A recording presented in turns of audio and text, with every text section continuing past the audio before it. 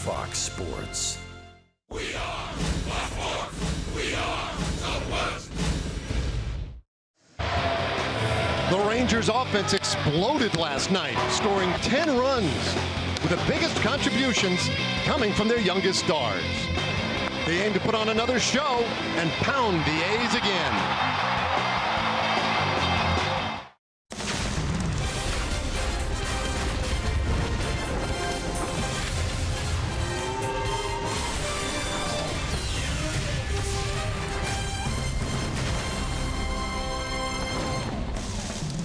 Welcome to Texas Rangers baseball, presented by AT. Batten down the hatches. It is a windy one tonight here at Globe Life Park, but what could be better than a Saturday night and a chance to see Yu Darvish take the mound against the Oakland A's? That's what we have for you here tonight. Middle game of our three-game series. Hello again, everybody. I'm Dave Raymond with Rangers legend Tom Grieve, and it is a Yu Darvish night. We'll get to that in a minute. The story thus far, for the whole season really, has been this Rangers offense is swinging it. Yeah, the Rangers have lost 3 out of 4, Dave, but it definitely hasn't been because of the offense. They've been scoring runs, swinging the bats very well. Second in the league with 8 home runs. They've scored 24 runs in 4 games. On base percentage plus slugging percentage is great. In 4 games, 3 times they've scored 5 runs or more. So they're swinging the bats. Who's been the hottest Ranger? Let's try Nomar Mazara. He's had 10 hits this year. We're going to show a variety of them. Start with the grand slam last night, a line shot to center field, 415 feet. When they pitch him away, he goes the other way, a single to drive in a run. One of his best hits this year has come early in the season on a high fastball up and away where he singled into left field. There it is right there. You throw him in, he rips it to right field like he did with that upper deck home run. 10 for 17 to start the season. He's knocked in 9 runs. How many 21-year-olds in Major League Baseball history have ever knocked in 9 runs in the first 4 games? Other than Nomar Mazara, only Vern Stevens, who did it in 1942. The old St. Louis Browns. He was one heck of a ball player. Many would argue a Hall of Famer, and who knows, Nomar, the very early stages of a great career for himself. Now, for all the offense that we've been talking about lately, we do get a matchup tonight of a couple of opening day starters. Yeah, a couple of guys with great arms. Kendall Graveman for Oakland has a good sinker, throws it as his predominant pitch. It can reach the mid-90s. He has not pitched well against the Rangers in 4 starts. Yu Darvish, we all know his record as a strikeout pitcher, a winning pitcher. Surprisingly, he hasn't pitched very well in his career against Oakland. He's only 3-9. Hopefully Yu has a great start tonight against the Oakland A's. Well, hopefully you do too. I'll tell you one thing, do not go to sleep on this guy. We talk about Mazara, Rougned Odor leading this offense in home runs. Game coming up.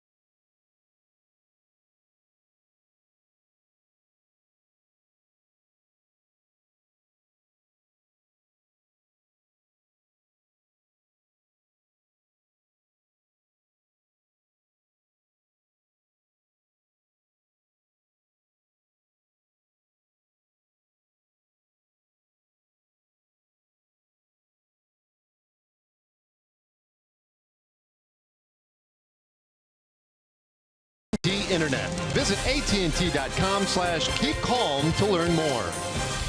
And by Southwest. Yes to low fares with nothing to hide. That's transparency. Are you Darvish ready to take the mound? Feels so much better when you win. Rangers trying to make it 2 in a row tonight against the Oakland A's, middle game of our 3-game series. We mentioned earlier, a little windy. 20 miles per hour. I don't know.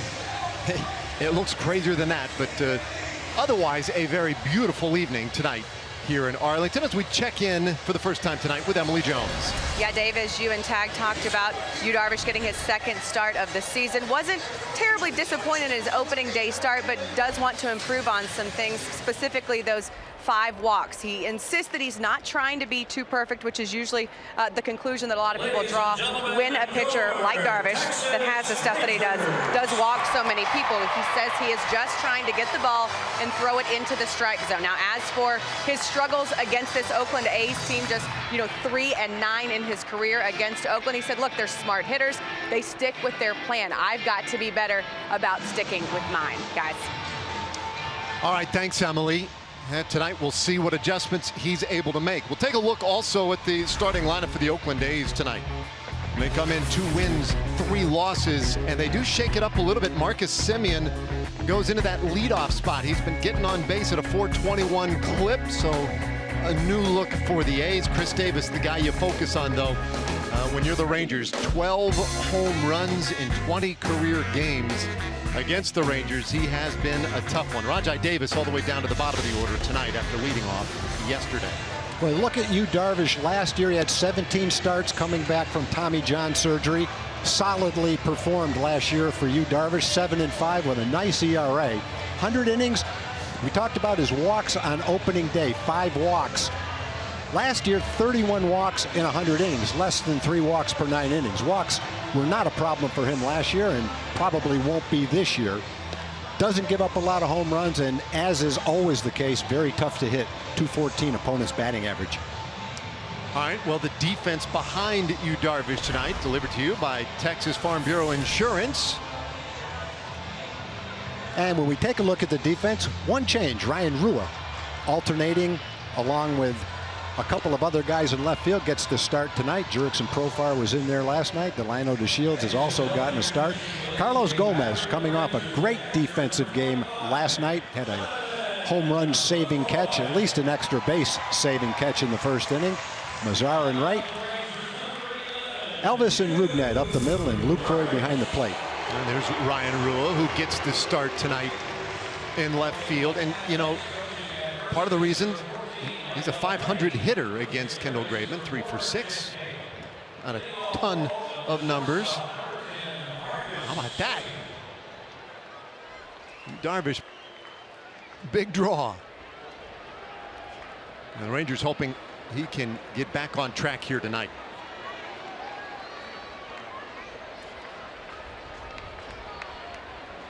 So set to get things started, and his first pitch on the way to Marcus Semien is off the plate with ball 1. Semien yesterday was hit by a pitch, 0 for 3, did score a run, and another one misses. Well, one thing we noticed right off the bat that we were anticipating, Yu Darvish moved from the first base side of the rubber to the third base side of the rubber. The first 2 pitches he's thrown and the third pitch he's thrown, he's been aiming for the outside part of the plate. He felt if he went back to the third base side of the rubber, he would have a better chance of accurately throwing that pitch outside to the glove side to right-hand hitters. Well, his 3-0, and he misses in with ball 4. Not the start he was hoping for. Yeah, and I think it can maybe get in your head a little bit. He's making a not a mechanical change, but a change from one side of the rubber to the other after walking 5 guys in his first start. Wasn't able to locate that fastball away to right-hand hitters, into left-hand hitters. And right off the bat, that's what he attempted to do. He kept it away, didn't miss in over the plate, but not quite accurate enough to get a called strike. So Darvish, 6'5", 215 pounds. Big, strong right-hander. We'll go after Matt Joyce, who was making good contact yesterday and gets a strike in there. Well, not huge numbers for Joyce, 3 for 13. A home run yesterday, had one taken away yesterday in the first inning on a great play by Carlos Gomez. 1-1 the count. Boy, what a spark Gomez was yesterday defensively in the top of the first, and then once he got to the plate in the bottom of the first was making things happen. Yeah, I think you could say that the Rangers scored 8 early runs, and the catalyst for that was Carlos Gomez. Exciting play in the outfield, pumped all his teammates up, and then right off the bat stretching a single into a double. Great slide to score on a ground ball. I think he really sparked the whole team with that first inning he had yesterday. Oh yeah, very much setting the tone yesterday in the very early moments. The 1-1 and a bouncer foul. Now, this was yesterday, top of the first inning, and watch him go. He basically runs about 30 yards and perfectly times that ball. He had the ball gauged pretty well. Got his steps in order, jumped right at the right time, caught the ball as high off the ground as he could be, right as it was about to either hit the top of the wall or go over the wall. Terrific play. And he's a guy that you're not surprised when he makes a play like that. He's won a Gold Glove in center field, and the way he went after that one is the right way to do it. Simeon moving on the pitch, the bouncer down to first, and so the A's avoid a potential double play there. That one not hit all that well, probably resulting in exactly what we got right there. It looked like a slider, maybe a cut fastball, up and in, jammed Joyce a little bit. He was hoping that ball rolled foul. It didn't. Turned into a simple out for Knapp at first base. Now Ryan Healy, 3 for 18, but a couple of home runs in the early going. Healy getting a start tonight at third base. He was in the lineup initially as a designated hitter. A's made a late lineup change. Trevor Plouffe not feeling well and was scratched about an hour ago. So that shifted some bodies around just a little bit. But Joyce, a versatile player for Oakland in that regard. Pretty good numbers hitting in this ballpark, albeit in relatively few games. A good breaking ball for a strike. That's a tough one to hit right there. Good velocity, 82 miles an hour, and one that's kind of going right at your waist, and then bang, all of a sudden goes the other way right on the inside corner. That's a tough one to hit right there. Simeon bouncing off second base, and Healy pops this one up foul and well back of home plate. Yeah, anything that gets that high in the air today is definitely going to go high in the air and blow back toward third base. The wind blowing in extremely hard straight in from right field. So if you get the ball up high, up above the stadium where the wind current can hit it, it's going to knock it backwards. Line drives aren't affected quite that same way. In fact, sometimes line drives seem to almost gain speed as they're going to the outfield because the wind comes in, comes off the front of the stadium here, and actually down low sometimes will blow out toward right center field. We'll see how line drives play. Well, you just look at the jersey on Darvish. The wind against him blowing out. Yeah. Blowing out toward right center. Yeah, and that's what you feel down on the field like that. It's kind of surprising when you look up and see the flags. 2-strike pitch, and this one wafted high in the air out toward right field. Not going to get a lot of help on that one. Mazzara is there, 2 away. Now, the other thing Yu has talked about is trying to minimize his pitches, get outs early in the count. He's a strikeout pitcher, and so a lot of times that takes a number of pitches to each hitter, and it adds up to 90 to 100 pitches in the 5 2/3 range to 6 2/3. So he's going to try to get early outs in the count to try to keep his pitch count down and pitch deeper into a ball game. So a couple of examples of it right there. Balls put in play early in the count, 2 easy outs. Now the dangerous Chris Davis. Whoa! Now that was some confusion on that swing. That's just saying, well, it's going to be a strike anyway, so I might as well swing at it and loosen up for my next swing. He got halfway through that thing and Wasn't real sure what had happened. 6 for 16 though. Davis has swung it well in the early going. How about that catch? Great job by Jonathan Lucroy. What a difference maker he is back there. There's no way you can block this ball.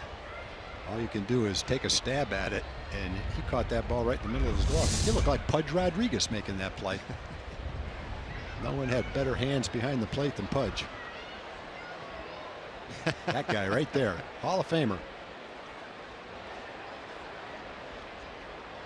1-1, and that one hit sharply down to third.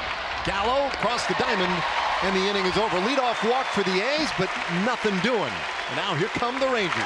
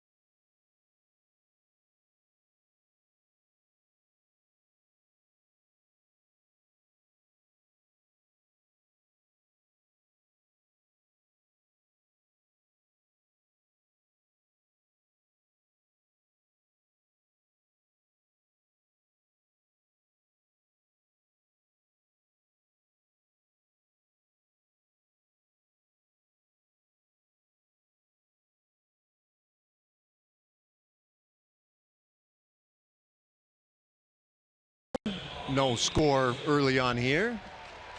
Got a nice tie from that score yesterday, by the way. All right, let's take a look at our Southwest batting order tonight for the Texas Rangers at 1 and 3. Carlos Gomez, the igniter in that top spot with the hot hand, no doubt about it. Hitting at the 3-hole, Nomar Mazara. And the superlatives continue to pile up. Rangers want to see Mike Napoli get going, though, in that cleanup spot. Elvis Andrus back down in the 9th hole today, just behind Ryan Rua, who gets his second start in left. Gomez takes a strike from Kendall Graveman. Yeah, Kendall Graveman last year made all his starts, 31 starts, had a couple of complete games for Oakland. He was 10-11, a solid ERA. And you'll see tonight that he loves to throw his sinker.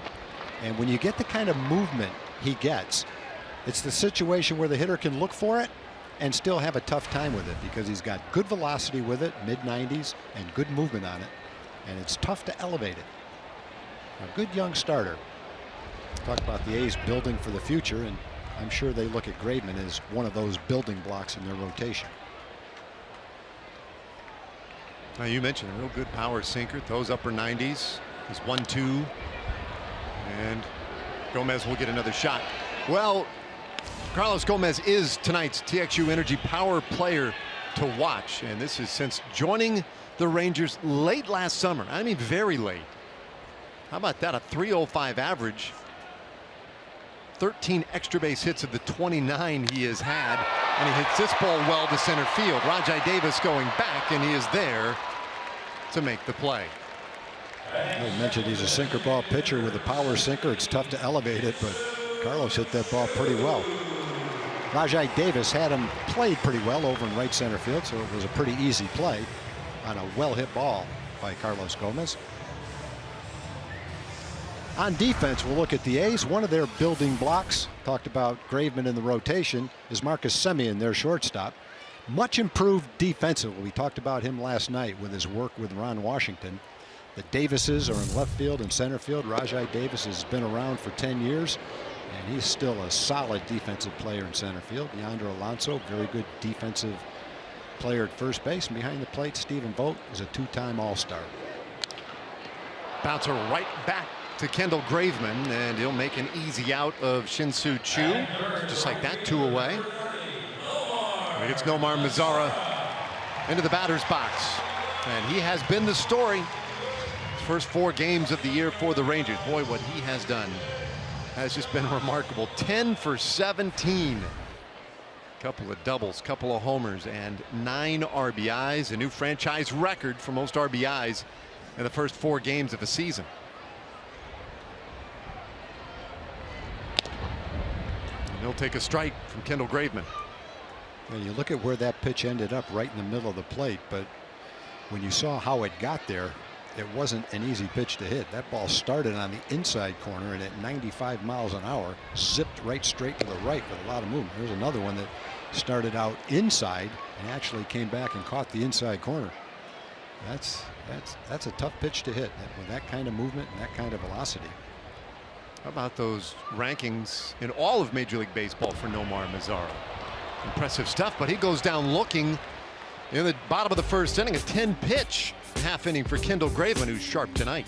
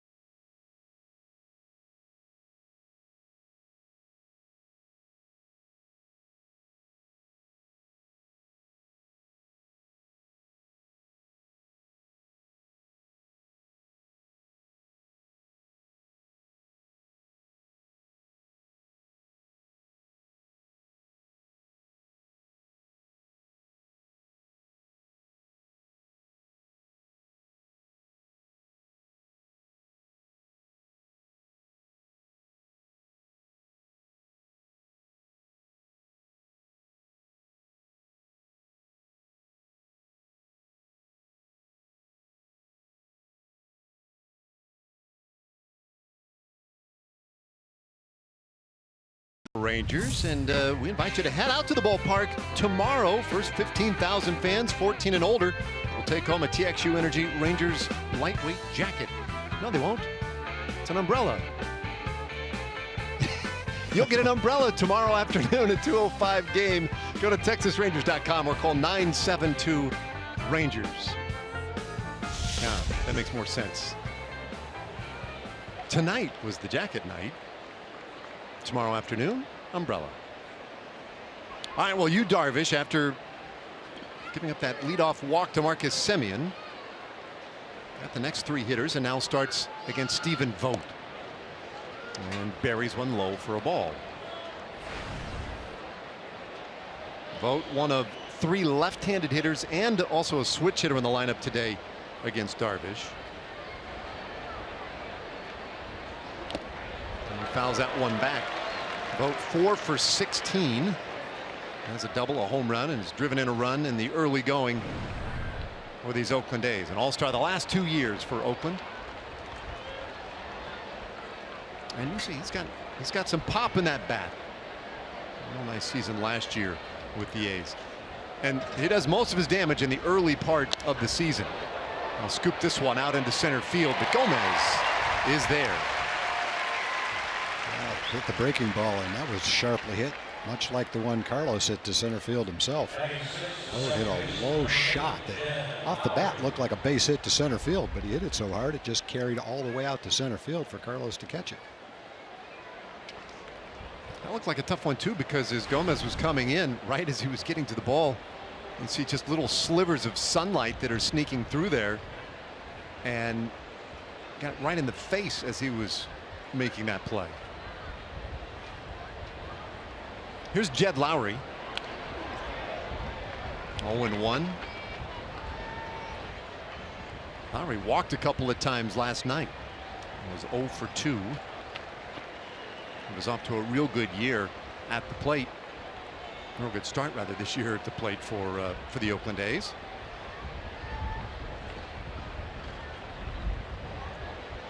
And Darvish wants to rethink his plan.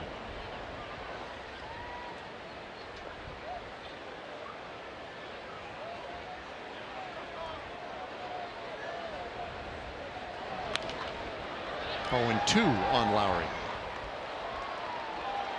One thing we did notice on Monday night, the season opener for the Rangers, was Darvish and Lucroy. A lot of the pitchers on this staff have, taken to just accepting what Lucroy puts down as a really good idea, and I think he's earned that reputation. Darvish shook him a bunch of times on Monday. 0-2. Well, ultimately the pitcher has to make the final choice so that he's committed to the pitch. But I think what the staff will notice with Lucroy is he's a veteran and he puts the work in. He studies the hitters. So they know when he comes into the game, he has a game plan based on what he's seen from the other hitters. And they, for the most part, have much confidence in him that he knows what pitches to call. Well, down 2-2 to Jed Lowry. That's a borderline pitch that could have been sharp breaking ball that when it went over the plate was actually high enough, according to our grid, Fox Tracks. When it got to the catcher, it was too low. But when it went by home plate, it was pretty close to a strike. Darvish doing a little house cleaning between pitches. It's got a little bit of that Candlestick Park feel tonight here. Sure does. Hot dog wrappers and plastic bags flying around. Well, you can remember back to Candlestick Park playing games there and seeing rubbish flying all over the field. They couldn't get it off the field. There was so much of it. This one lined to center, base hit for Jed Lowry. The difference is it's about 40 degrees warmer here tonight. That's right. And he's second, the first baseman, number 17, Yonder Alonso.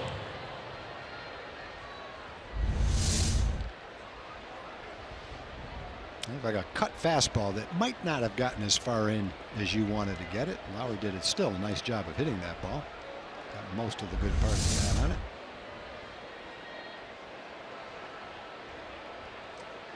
So second base runner of the night for the A's. Lowry not a huge threat to be going anywhere.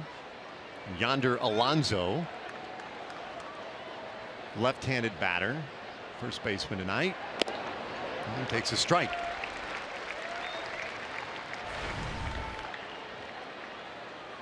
Five for 14 with a double. He has walked more than he has struck out, albeit just a handful of times here in the early part of the season. Was batting 8th yesterday and moves up to 7th in the order tonight. And good breaking ball for a strike at the count. 0-2. Yeah, good location with it too. Saw one in the last at bat to Jed Lowry, who was pretty much the same height, a little more on the outside part of the plate. Didn't get the call. That one he did get the call, probably because it was a little bit closer to the middle of the plate.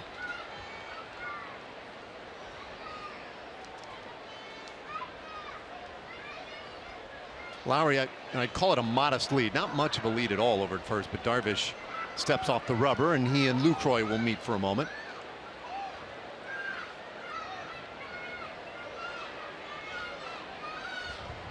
Well, this is a big start for you, Darvish. Very good in spring training. Jeff Bannister was really excited about what he saw down in Arizona, and he named you, Darvish, the opening day starter, and said, this is a guy who really came in with a purpose almost like a chip on his shoulder. The 0-2 outside. And Banny had the sense that Darvish is really poised for a very big year after his 17 starts last year. Coming back mid to basically early to mid season from his Tommy John surgery a year prior. But now a chance for a full season. And a swing and a miss by Alonso, and he was just confused. Strikes out, first strikeout of the night for Darvish. Well, Darvish can obviously strike a hitter out in a lot of different ways, but more often than not, that's the one that does it. The hard breaking ball, a little bit out of the strike zone, and to a left-hander down and in. They call it a back foot slider. The hitter takes it, it's obviously a ball, but with 2 strikes, it's a hard pitch to lay off of. When you watch it from our angle, you say, first of all, how in the world could he swing at that pitch? But when you're up to bat and you have 2 strikes and a guy throws 95 miles an hour, it's a lot tougher not to swing at it. And there's the one he's working on now. He moved to the third base side of the rubber with the hopes that he'd be able to locate the fastball right there, down at the knees on the outside corner. So that's a good sign. He wasn't able to do it to Marcus Semien to start the game off, but it seems like he's starting to locate it now. Yeah, to that end, 6 of 8 have seen a first pitch strike now. Semien has walked on 4 pitches, but he has bounced back nicely. Well, a great crowd and another beautiful evening here at Globe Life Park. What a great homestand it has been.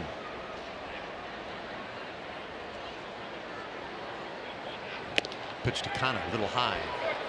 Another one that could have been a strike. I think Hughes probably had 3 or 4 pitches borderline that could have gone his way. Let's take a look at the Fox tracks. That pitch in the upper outside part of the plate. Didn't get the call on that one. One of those could have gone either way calls. A little bit bigger lead now at first base. Saw Darvish acknowledge it, and now to the plate. There's a big swing and a miss. Jerry Meals, our plate umpire tonight. Ron Kolpa, Ed Hickox, and Chris Conroy around the bases.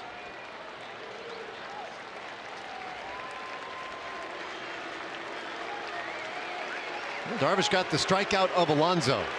Kana hitless so far this year, and fans hoping Darvish can get number 2. Here it comes. And that's a called third strike.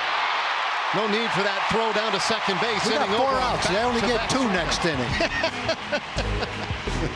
I'm with you. That's a great idea. Heart of the order coming up. Napoli, Odor, Lucroy coming next.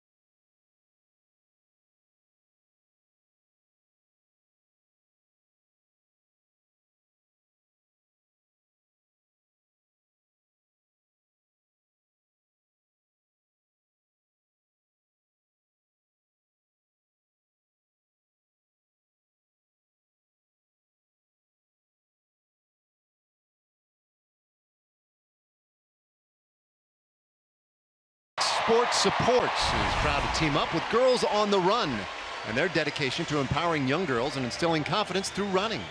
Learn more about how you can get involved as a volunteer or participant at the upcoming Girls on the Run 5K in your area by visiting foxsportssupports.com.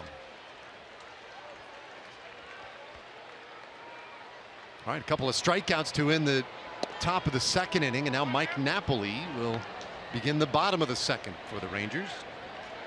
Napoli, Odor, and Lucroy against Kendall Graveman. Bouncer short, and Simeon right there on a knee. One away.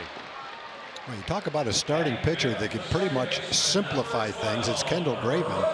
He can just pump mid-90 sinkers, one right after the other, and they're still tough to hit. And he threw Nomar Mazara 3, all looking with great movement on him. And right off the bat, a couple of more sinkers and got the ground ball from Napoli. He's not a strikeout pitcher. Last year he struck out a little over 5 per 9 innings. That was kind of at the bottom of the strikeout rate list for starting pitchers.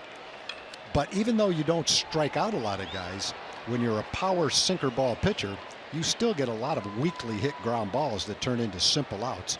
Guys, predominantly sinker ball pitchers, and an extreme sinker ball pitcher like Graveman aren't really strikeout pitchers. The sinker is not intended to be a strikeout pitch. It's intended to be a pitch that you can throw, have it put in play, and count on your defense to make a play. And a lot of times it's an easy play because it's not a hard hit ball.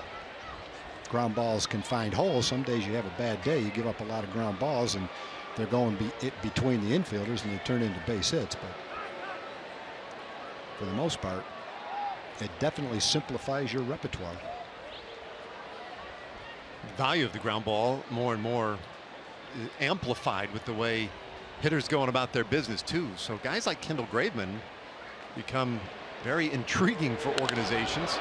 Odor makes this one foul, and the count 1-1. Well, last night Rougned Odor did it again. That was in the first inning. I love the bat drop, the head drop. I love the head drop. I love the head drop. Take a look at it, you know where it is, and drop your bat and drop your head. Start the trot. 2-1 to count. Well, there are a lot of things that have been impressive so far about the start for Rougned Odor. 6 for 16, a double and 3 home runs. But I think one of them, Tom, has to be the way his approach. It's more patient. Here he is in a 3-ball count, 3-1, and there's been some talk about that relationship that he has going with Mike Napoli. Well, Nap sees a lot of pitches, so that's a great relationship to have. But he went to spring training saying that's something he has to improve on. He has to look at more pitches, not just look at more pitches, but take pitches that are out of the strike zone that he can't really get the good part of the bat on. And he's working on it. That's not simple when you're not used to doing it. But he's working on it and getting better at it. Takes some time, but so far looks pretty good. Yeah, it's working. The 3-2. And there you go. A walk for Rougned Odor. That was such a rare occurrence last year that we would almost stop the broadcast when he walked. Yeah, absolutely. And you know, he's hit some pitches this year out of the ballpark up in the strike zone, you know, letter high. And last year, a lot of times that's where they tried to pitch him. They wanted him to swing at the pitch up and out of the strike zone. He was a little bit late, and he popped a lot of them up. This year, he's taken them like he took that last pitch for a walk, and a couple of times he centered it out of the ballpark to right field. So, you know, you would expect that. The kid's only 23 years old, and you don't necessarily reach your peak when you're 21 or 22 years old. In spite of the year he had last year when he hit 30 home runs, there's a lot of growth, maturity, and improvement to be done. And he hasn't begun to reach the kind of player he's going to be when he does do all those things. I'm afraid some of us might have reached our peak in 8th grade. But well, that's true. But I'm betting that he hasn't. no, I think he probably has a little more to go. And he's smart enough to take the advice of veteran players. Talked about the relationship he's developed with Knapp. But also he's got a great rapport with his hitting instructors. Jeff Bannister talked about developing a routine, both he and Mazara, that they do every day. So they come to the park with great preparation and good idea of what they're going to do during the game, not a haphazard approach that changes from day to day. And those are things that are just as important to develop good habits, professionalism, as improving physically on the field. I'm talking about the walks last year. He had 19 of them last season. That was in 605 at-bats. But they're worried right now that he may try to run. Had 14 steals last year, and this one fouled off. It's 1-1 on Lucroy. Well, if you have a guy that can get a good jump and has pretty good speed, I would think Graveman would be the kind of guy you'd like to get a jump on. Because when there's less than 2 outs and a man on first base, the hitter can be prone to the double play with the sinker ball that he throws. 1 out. Odor with his lead, not going, and there's a swing and a foul tip. Ball and 2 strikes on Lucroy. He's thrown 21 pitches, and at 15 they were all fastballs, and I guess the next 6 have probably been fastballs. So I don't think in 21 pitches he's thrown anything but a mid-90s power 2-seam fastball, which is a sinker. When you hear 2-seam fastball, that is a sinker. That's what the pitcher's trying to do, make it sink. Just off the plate. Yeah, and that's a little bit of a deviation from what he had done in the past. He used to throw a good number of change-ups and mix in a curveball in the past, but his last start, his first of the year, I think he threw 1 changeup, 1 curve in the whole game. That was it. Wow. And the rest were sinkers and a couple cutters. Bouncer right back to him. He'll go to second, but it's dropped by Simeon, and everybody's safe. Well, there's a break. Well, when you throw 96 miles an hour with movement, the catcher's used to it. But the infielder might have a harder time with it. And I think Simeon was hoping for a ball right in the chest, right around the bag, but the ball led him so much, he's trying to catch the ball. You could see exactly what happened. He's trying to reach out and catch the ball and also find the bag with his feet. And as he looked down to find the bag with his feet, the ball had movement on it, and it moved from the tip of his glove right off the tip of his glove, and he wasn't able to catch it. Right from the web to the tip of the glove, and it went off his glove. Well, that opens up a little opportunity here as Joey Gallo takes one in. Gallo a couple of hits, including the home run. Driven in 2 so far in 13 tries. You see the on-base percentage, though. He has 3 walks in the early part of the season, and he hits this ball hard but foul. Yeah, I'm not sure that we've seen many games where a starting pitcher has thrown 25 straight fastballs, but when it averages 95 miles an hour and has that kind of movement, you can get away with it.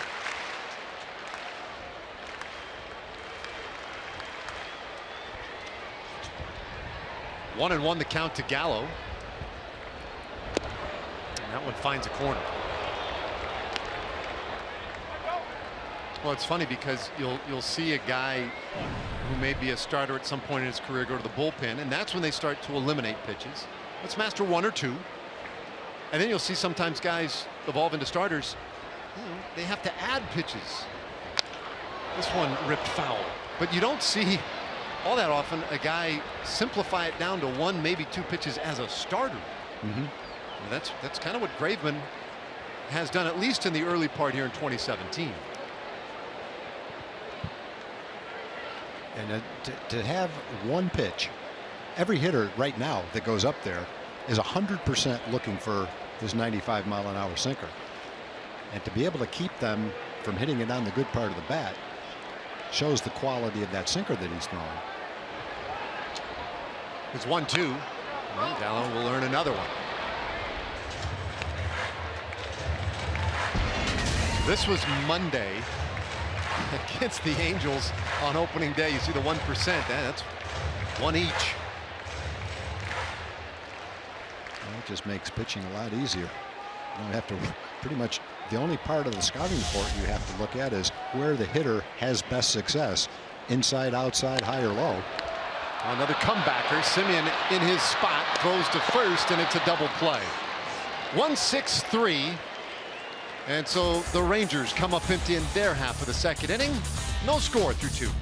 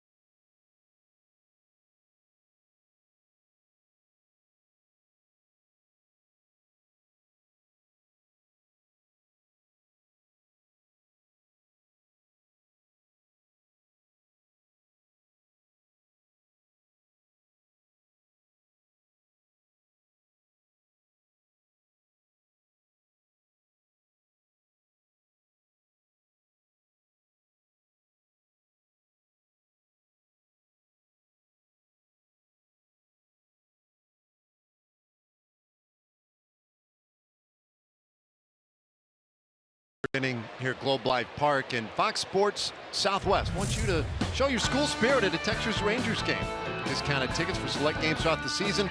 Fans will also get a free Rangers cap in school-specific colors. Go to texasrangers.com/udays for details. That's been a really popular one the last couple of years. And just about everybody represented. And here we go to the third inning. Rajai Davis, who had been batting leadoff for the A's, dropped to the 9th spot in the order tonight. Although that has become the secondary leadoff spot anymore. He just wasn't getting on setting the table in the first handful of games for Oakland. This might serve him well as Darvish deals ball 1. Slow start for Davis.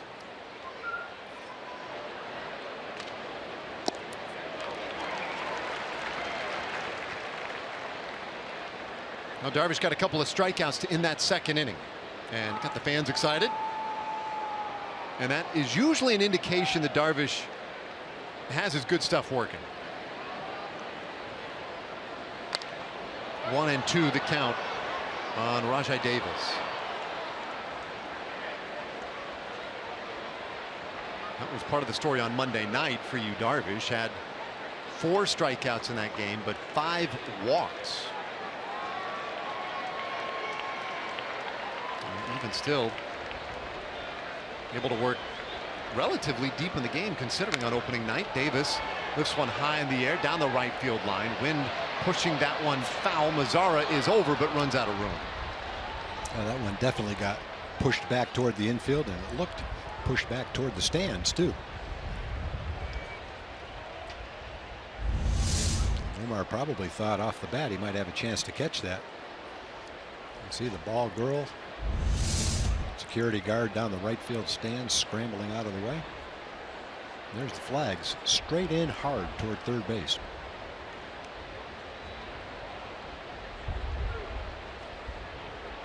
So a ball and 2 strikes on Davis. Darvish, that one swung on and lifted out to left field, but Ryan Rua has room, 1 away. Time for a Chevy game break tonight as we send it over to John Radigan.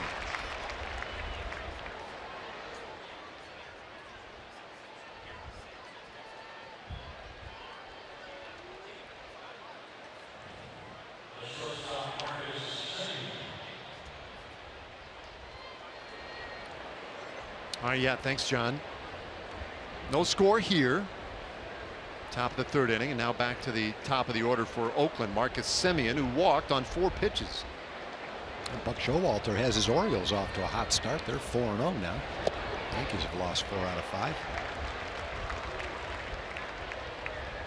You never like to get too bent out of shape or whatever over the first week of the season, but it is nice, right? Especially when you're going to be a good team like Baltimore intends to be. I mean, that's really nice to get off a start like that. Well, as people always say, everything's magnified at the beginning of the year. You go for 10, and 4 games into the season, you're hitting 0-0-0. Doesn't look very good. You go for 10 in the middle of the season, no one even notices. You definitely notice at the beginning of the year, though.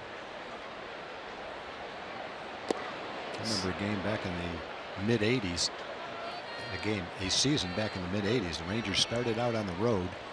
I won't have the numbers exactly right, but went something like 1-7 on the road trip. Came home and had welcome back Ranger luncheon to go to at 1-7. That was not a fun event for any of us. They checked the swing. They want an appeal. No, he did not. Ron Kolpa rings up the strike. It's 2-2 on Marcus Semien.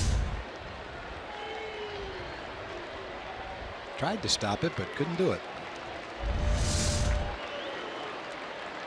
Darvish about to deliver his 40th pitch of the night. Here it comes. And it will result in a full count. Could have been. You've been right around the plate. A lot of the balls that are missing are borderline pitches. Look at our Fox tracks.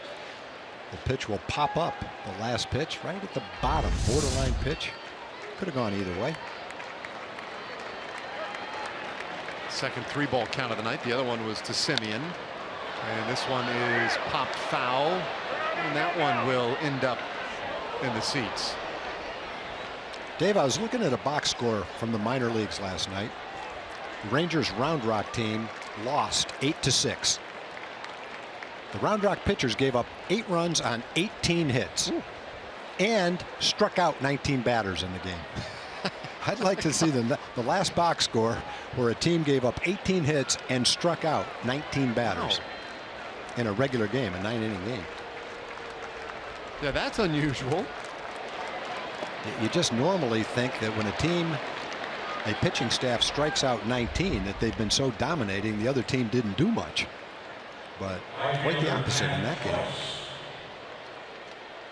Well, a walk to Semien, second time tonight. Darvish has lost the A's leadoff man.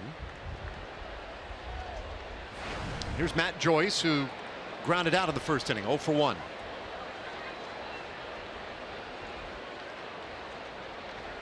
$18 hits, 19 strikeouts. Yeah, unless I read the box score wrong. Yeah, no, a 19 strikeout game, right, is a game of domination. Yeah. There's no way you get 18 hits in that. Yeah, there were obviously when you give up 18 hits and 8 runs, it's not one pitcher that struck out most of the 19. It was pretty much spread out through the staff. I'll ask the obvious question. Was it a 9-inning game? Pretty sure it was a 9-inning game. Man on here for the A's. And a breaking ball makes it 1-1 on Joyce.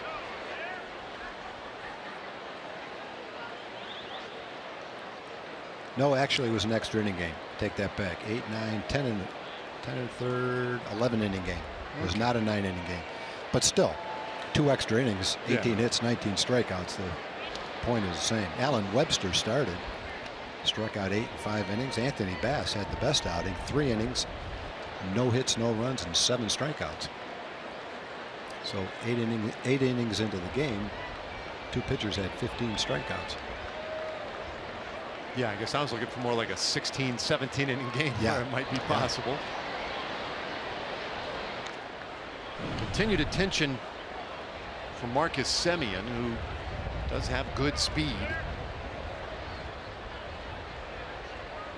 He has 1 stolen base attempt so far this year, and it was a good one. And he is going, and the pitch is low, and Lucroy can't get it cleanly to make a throw. So Semien with his 2nd steal of the year. Tough pitch to throw on.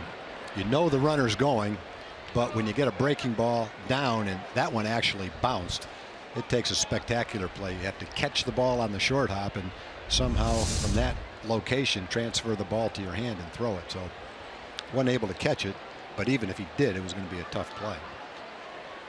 As a catcher, you hope he's going on the fastball up and away that you can transfer easily. Well, now a 2-1 count to Joyce, and that'll even it up at 2-2. Now, speaking of minor league games, I was talking to Vince Cotroneo, as were you, at dinner tonight. His son Dominic is the play-by-play voice of our Kinston team in the Carolina League, and he said the first 2 games of the year he got to call a game where his team, Kinston, scored 6 in the 9th to win, and the next day they gave up 6 in the 9th to lose. So he's had quite a start to his Kinston broadcasting career. May they all be that dramatic. My goodness. 2-2 the count on Matt Joyce. And he's putting a pretty good at bat on Yu Darvish here in the 3rd inning, and that's what the A's do.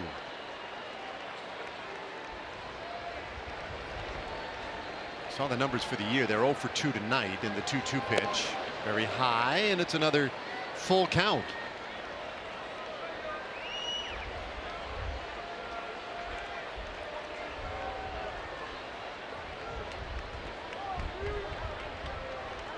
Last year, the Oakland A's had a .304 on base percentage. That was lowest in the American League. And got away from what they like to do. This one bounced down that first base side foul. And so they really, Bob Melvin and company, refocused their efforts this year on, good competitive at bats, pitch selection, making opposing pitchers work, and that has always been the mantra in Oakland. And tonight, boy, we're really seeing evidence of that. Well, you look at Matt Joyce, and he pretty much exemplifies exactly what you just talked about. You ends up getting him for strike 3, but last year for Pittsburgh he hit .242, but he walked 56 times with a 231 at bats and had a .403 on base percentage. So I'm sure that on base percentage, in spite of the .242 average, played a big role in the A's going out and getting Joyce. Now, this fastball was obviously Yu's best fastball. Good velocity. It ended up with great location and tremendous movement. That ball moved from one side of the strike zone to the other. I think Joyce started his swing thinking he had a great pitch to hit, and as he finished his swing he realized that it was away from him and he couldn't reach it. Strike 1 now on Ryan Healy. So Darvish, I mean, when you invest 8 pitches in an at bat, as he did just a moment ago with Joyce, nice to get the payoff. The killer is when you invest 8 pitches in an at bat and he still gets lose on. a guy. Yeah, I wasn't a pitcher, but the one that would bother me the most is the leadoff hitter of the game. You go 8 to 10 pitches right off the bat and then don't get the hitter out. That's just a kind of a demoralizing way to start the game. Not comfortable with Simeon out there.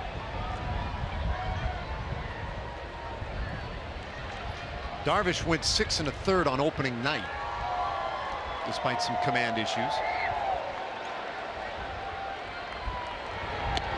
And dumps one in there for a strike to Healy.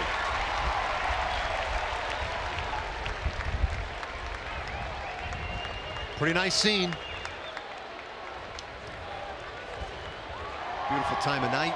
Scoreless game here in our middle game of this 3-game series.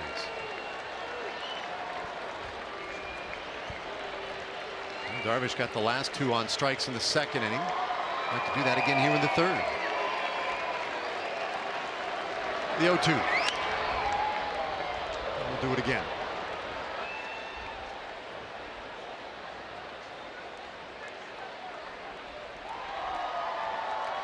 Healy in his 2nd year in the big leagues, 3 for 18 so far this year.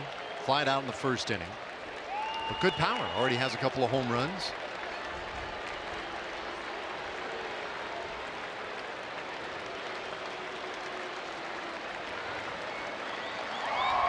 Another 2-strike offering. Got him swinging, and Darvish with back-to-back strikeouts in the 3rd. Big Yu Darvish, 4 punch-outs so far tonight. Maybe the Rangers can build on that momentum in the bottom of the 3rd.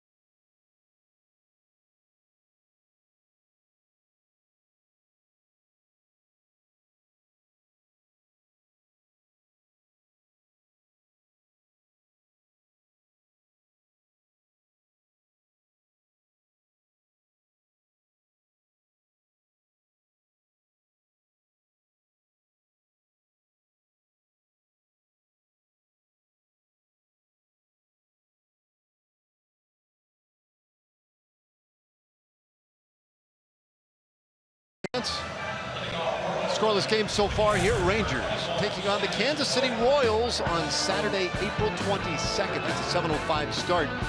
Fire up the grill. First 15,000 fans 14 and older will be treated to a Rangers barbecue die-cut spatula, courtesy of Winks. Get your tickets at TexasRangers.com or by calling 972-RANGERS. Ryan Rua leading off the third inning. And then a whole 0-2. So Rua gets the start tonight in left field as the Rangers continuing to rotate that spot. 1-2 to Rua. Rua partly gets the start tonight. He's 3 for 6 against Graveman. Profar, one of the men getting time in left field. All with Rua and Delino DeShields. Bouncer third base. Backhand stop Healy. The long throw is good. 1 away. Well, that at bat is just a good example of how tough early in the game Graveman has been.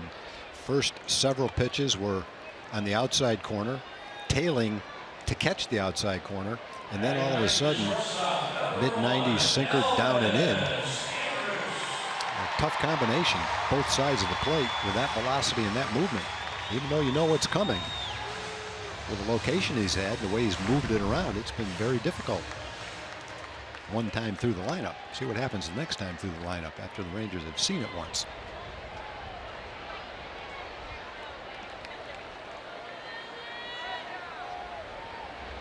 Elvis batting ninth and takes that one a little below the zone.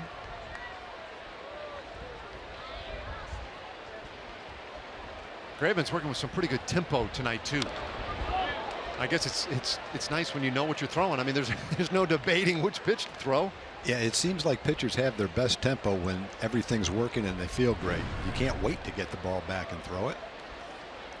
I think lots of times you see a pitcher walking around on the mound looking out towards center field. He's trying to get his thoughts together and figure out what he can do to get back on track.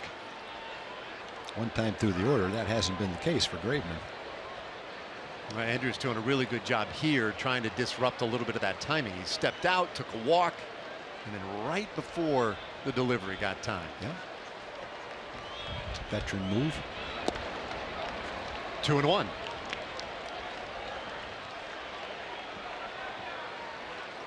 Little heat map there for Elvis Andrus against right-handed fastballs. Bouncer down to third. Oh, Healy right there soaks up a couple, and there are 2 away. Now Carlos Gomez coming to bat. Let's check in with Emily Jones. Yeah, it was funny talking to Carlos Gomez about his impactful first inning yesterday, and the first thing he wanted to do was talk about how it wasn't just him and how his teammates were involved. He said he heard Nomar telling him to jump, and he said he trusted him and jumped when Nomar told him to jump. He said when he was rounding the base in the bottom of the first to leg that single into a double, he said he could hear Hector Ortiz telling him to go for second. So Carlos Gomez, not unlike the majority of his teammates, quick to deflect attention away from themselves and onto their teammates, guys. Thanks, Emily. That reminds me of a story that I've told 2 or 3 times over the last 20 years, but I love to tell it again. Mike Hargrove was playing left field at Old Tiger Stadium one time on a ball that was hit somewhere near the top of the wall. Might be a home run, might not be a home run in his mind. So he's going back after the ball. He was a first baseman playing left field, and Dave Moats, the center field, was screaming at him the same thing. You got to jump, you got to jump. Mike went back and jumped up on the wall, reached up for the ball, and it landed about 10 feet in front of the warning track in left field. And he was ready to kill Dave Moats. So sometimes you get good advice on what to jump, and sometimes you don't. In that particular case, Nomar gave Carlos some good advice. I'm not sure that Carlos wouldn't have done the same thing with or without that advice. And in the case of Mike and Dave Moats, I'm not sure that Mike would have gone up and jumped unless Motor was screaming at him, you got to get up, you got to get up. And they had a little ledge about, the fence was, I don't know, maybe 5 feet tall. And then they had a screen on top of that. So you could get to the 5-foot mark, and there was a little ledge, and then the screen was maybe 3 or 4 feet higher than that. So Mike got his feet up on that ledge, had one hand on the top of the screen, and his glove reached out as he looked down helplessly as the ball bounced away in front of him. That is brutal. Bouncer to second, and it's a 1-2-3 inning for Kendall Graveman. Beautiful night tonight. Not a lot of offense yet.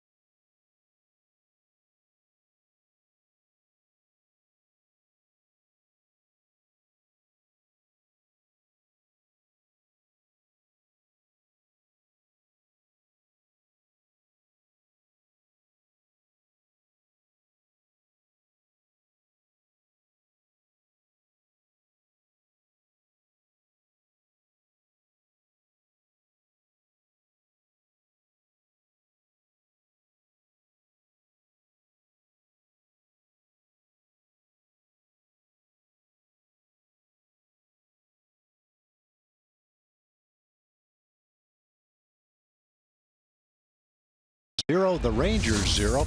We're going to show different ways that hitters load to get ready to hit. A lot of them have a leg kick. Rugi, Joyce for the A's, a modest leg kick. Nomar, a pretty big leg kick. And then Chris Davis, who hit 42 home runs last year, almost no movement, just a small stride, barely takes his foot off the ground, doesn't move his hands a whole lot. So as he loads to get ready to swing, there's probably less movement than you see in most hitters. No leg kick at all. Yet here's a guy that hit 42 home runs last year. And I think the moral to the story is you can watch big league hitters, and there's not one hitter that does that the exact same way as another hitter. You have to do what's comfortable for you. Hitters will experiment in their minor league career and also during their big league career to find a way that feels comfortable. And when you have that leg kick, the thing that you always hear the hitting instructor say is you have to get your foot down in time to be able to hit the ball. If you do it late, you'll never catch up with a pitch. And so we've seen Kendall Graveman tonight throw virtually all sinkers, simplified his repertoire. And I think when you look at Chris Davis now as a power hitter in the American League, you can't get a much simpler stride and swing than he has. And still, he generates great power to all fields. He's ahead here 3-0. Darvish got him to ground out in the first inning. So were you a big leg kick guy? Back then, you go back 30-40 years ago, there weren't a lot of guys that had a leg kick. Most guys had some type of modest stride. I think the leg kick has developed over the years to where now, when we showed 3 guys from this series, but I think if you look around the league, I'd say predominantly you see guys with a fairly high leg kick as their timing device, the way they load for their swing to get ready to hit. 3-1 from Darvish. But if you go back and watch old-time hitters hit, whether it's Joe DiMaggio, Ted Williams in the old days, very few of them had a big leg kick. That's why when people talked about Mel Ott had the huge leg kick, because he was one of the only guys that did it. It stood out. And I think that has kind of developed over time. And it probably is a way that hitters have generated power, the momentum into their swing with that leg kick. It's a big swing and a miss by Davis. 5th strikeout tonight for you, Darvish. A pretty nice job coming back from a 3-0 count. First 3 pitches were all up and in. And then he came back and threw 3 quality pitches and ended up getting the strikeout of a very dangerous hitter. Not many hitters are going to hit that pitch. cutter, slider, right in the outside corner. Frustrating at bat for a hitter. You feel like you're ahead in the count 3-0. Okay, I'm going to get my pitch sooner or later, and never did. So now Stephen Vogt, and this one lifted in the air to left field, not carrying tonight, and Rua is there, 2 away. Rangers fans, download the Fox Sports Go app and take Rangers baseball with you wherever you go. You can't catch the games on TV. You can stream them live on your mobile device with the Fox Sports Go app, presented by Hyundai. Trying to think of other hitters who had very little movement in their swing. The one that comes to mind was Paul Molitor, Hall of Famer, great hitter, didn't use a leg kick, had a very modest stride. Some hitters just kind of pick their front foot up a little bit off the ground and set it down. Rafael Palmeiro did that, little toe tap they call it. Ted Williams used to say that Paul Molitor reminded him a little bit of Joe DiMaggio. And while I can't go back and analyze Joe DiMaggio's swing, I think what Ted was saying is that he had very little movement as well. Almost starts from a standstill. One strike pitch to Lowry, fouled off. The guy that I can think of, what stands out to me, recent eras, was Jeff Bagwell going into the Hall of Fame. And that big spread stance, he really couldn't move his legs from that stance. Right. And I think, you know, sometimes when you do stride, you move your head forward, which causes you not to be able to pick the ball up, so that you spread your feet apart, have very little stride. And I'm sure that that hitter would say that's the way I was most comfortable picking up the ball and having a swing. I remember, right, Jim Edmonds had on the left side a similar kind of style at the plate, a wide stance with not much movement. Lowry rolls one into center for a base hit. He has both Oakland hits tonight against Darvish. That brings up Yonder Alonso. Darvish has walked Marcus Semien twice tonight. He has given up singles to Jed Lowry twice tonight. Everybody else is taking that turn back to the dugout. Alonso, in fact, struck out in the second inning.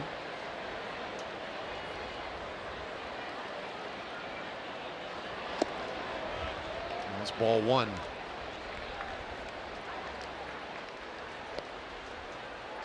You talk about guys tinkering with their, their stance, and sometimes a big leg kick. Maybe the next year it's no leg kick, whatever.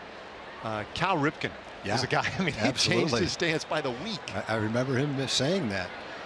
And you could, a lot of times a hitter will make a little mechanical change and you don't even notice it. It feels like a big thing to him, but to the naked eye of the average person, you really can't tell the difference. But sometimes you play the Orioles one month and go back the next month, and he'd have a style that was just so different than the one before that anybody could notice it was different. Widen his stance, shorten his stance, hands high, hands low, crouch, no crouch. He really had all sorts of different styles. And you would say, well, if you can't really settle on a style, how can you ever be consistent? Well, after 20+ years, he's in the Hall of Fame, so he figured out how to do it. Worked for him. And I think that is also the moral of the story. You don't do what looks good to works for someone else. You have to develop a style that's comfortable to you. How do you feel best when you hit? Not necessarily what works for somebody else. Try a lot of things. You can get ideas from other hitters, but ultimately you have to go to the plate with something that feels comfortable that you don't even think about when you're at the plate. You look for the ball, you have a game plan, you have the battle against the pitcher, and you go up and hit. You can't go up there thinking about your stance. So work on it in practice. In the game, you have to have something that feels good, feels comfortable. 3 balls and a strike on Alonso. Lowry over at first with 2 out in the inning. And Darvish, that's a big swing and a miss.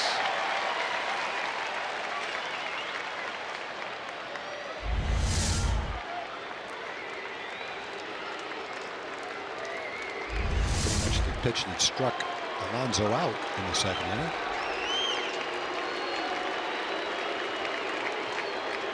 Darvish got a pair of strikeouts in the second, a pair in the third. And he has 1 strikeout here in the 4th inning. Payoff on the way, runner going, and there's a swing, and that one hit out to Ryan Rua. Again, tougher play, but Rua backpedals into it. Another hit for the A's, but another man left, and we go to the bottom of the fourth.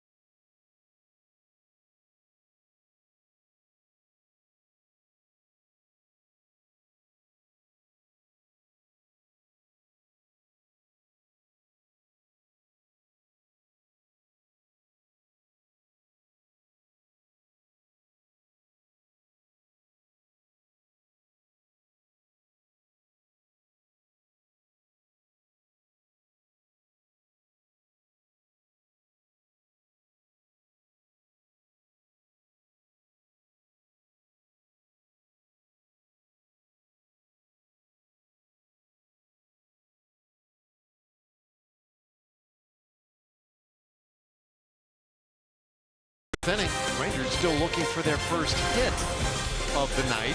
And there you see the pitching matchup tomorrow afternoon. We'll be right back out here for the finale.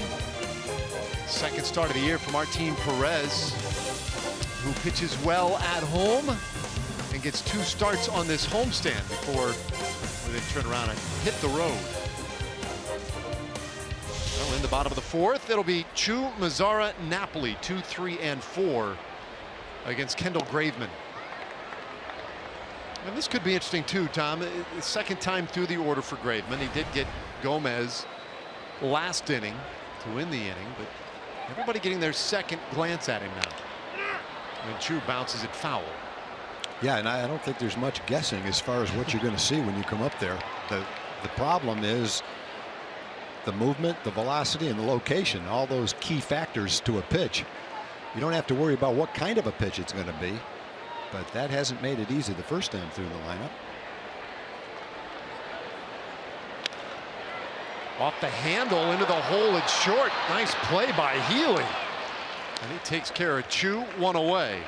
Now let's check in with Emily Jones. Well, guys, Mike Napoli not off to the start offensively that he'd like to be, but in a conversation I had with Nomar Mazara, he credits Nap with much of his success here in the early going. He said, look, I feel comfortable up there because Nap is behind me. He's prepping me for what's going to happen. He tells me about the situation.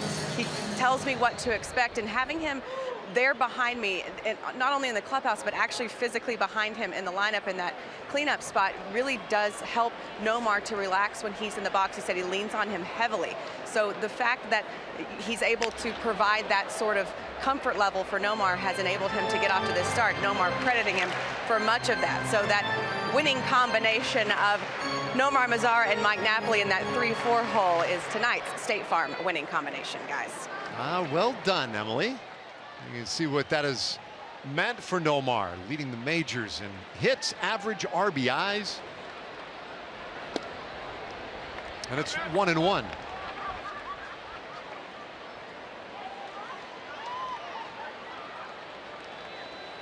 It's funny, he had the big day yesterday, 6 RBIs for Mazzara, the grand slam, first of the career for him. And then we learned earlier from Emily that not only did he do all of that, but that he needs to get credit for Carlos Gomez making that home run saving catch in center field. What will Mazzara do next? I guess you got to give him an assist for that. Boy, just another example, one right after the other, of the terrific movement on Graveman's sinker. Sounds like a broken record, but that so far 3 innings into the game, into the 4th inning, is the story of the game. Pretty much the game is the pitcher versus the hitter, and for the Rangers, that's been the story tonight, how tough Graveman has been. Hasn't allowed a hit yet, and it's a full count on Mazzara. He did walk Rougned Odor in the 2nd inning. So the Rangers have had a base runner, but that is it. And there's been no real secret at all as to what's going on here tonight. I'd be looking for a fastball. And there's a swing and a high fly out to right field, but short right field, and coming in for Joyce. 2 away. As far as I can visualize, he's thrown all fastballs. Now, some of them might have been cut fastballs, which instead of tailing from left to right, would cut slightly from right to left. But whether it's been a 2-seam sinking fastball or a cut fastball, I don't think he's thrown a changeup or any type of a breaking ball. Well, he's got 2 out here to start the bottom of the 4th. Comes at Mike Napoli with the fastball. Napoli rolled out to short. He's 0 for 1. Just 1 hit so far to start the season, and lifts this one foul out of play. No balls, 2 strikes on Napoli. And we talked a lot earlier about how this Rangers offense has been rolling. They lead the American League in home runs. They put up 10 runs yesterday. Well, they've done it without their cleanup man, Mike Napoli, contributing a whole lot. 1 for 16 to this point. Just 1 and 2. You can imagine if he gets going, what could happen. We'll play him straight up on the infield. Rangers have seen good pitching in this series. It didn't start off that way. Alcantara yesterday gave up 8 runs in 2 innings, but Jesse Hahn came on and pitched the last 6 innings, gave up 7 hits and 2 runs, and had a similar sinking fastball and other pitches to go along with it. Pretty good curveball. In fact, a very good curveball at times. Look at that, 93-mile-an-hour sinker. That's a great pitch. And how about that? Just his 2nd strikeout tonight. We're scoreless.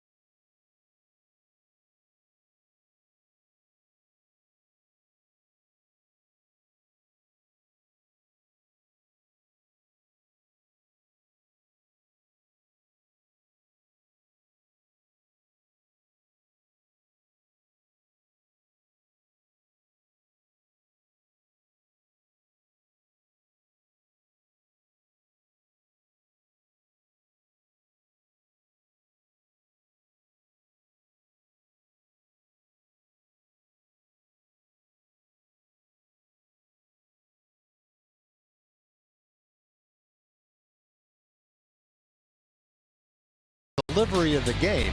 We're going to show several of those deliveries from Yu Darvish. Nice pitchers duel through 4 innings. No score. Darvish has been solid tonight. Walked a couple, but struck out 5. And you've seen the strikeouts. They've come in a variety of ways. Good high fastball for one of them. Good hard breaking balls down and into the left hitter. So Yu Darvish through 4 innings with a lot of good deliveries. We'll see if he can keep it going here in the 5th inning. We'll get the 8 and 9 hitters and then back to the top again. Mike Canha was a late add to the lineup today. He struck out back in the second inning.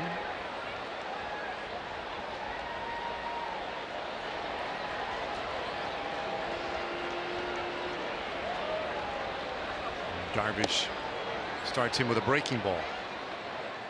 Nakano was a Rule 5 draft pick a couple of years ago by Colorado. He was traded to Oakland right after he was selected in the Rule 5 draft, and in that season where the A's had to keep him in the big leagues, he had 16 home runs and knocked in 70 runs.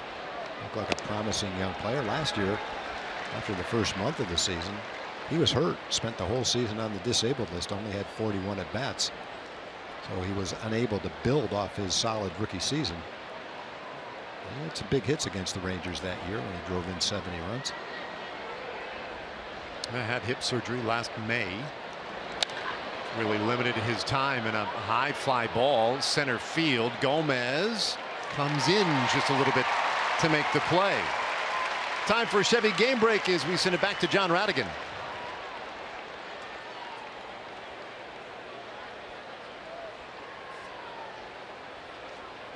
Center fielder Monte Davis.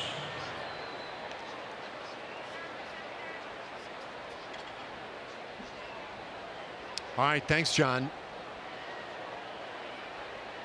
Here we have no score, so let's start talking about perfect records out there. Baltimore, the only one left.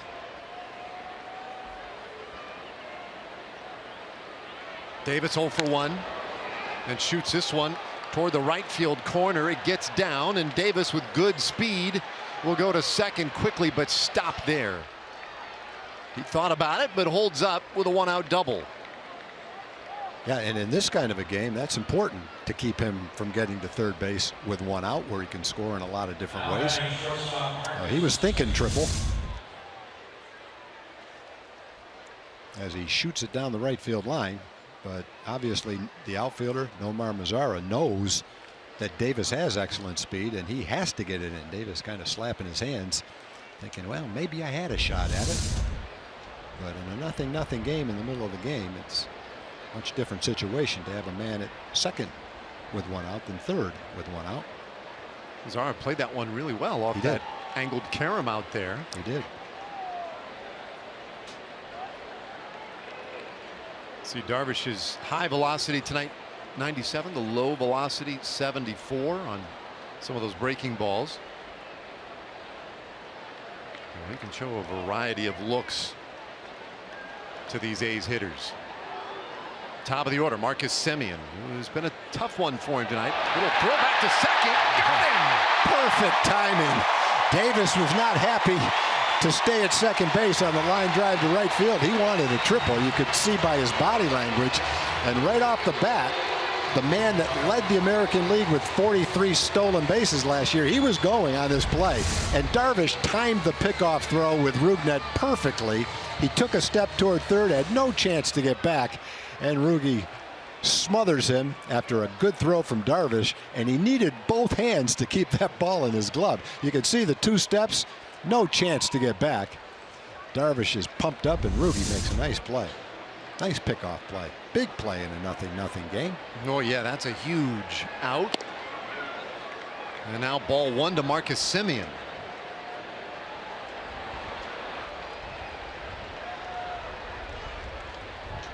So some good defense in this 5th inning.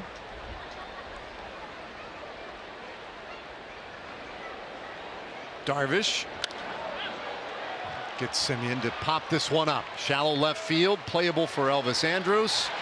And that's an into a quick inning. Halfway to the house so far tonight. Still no score.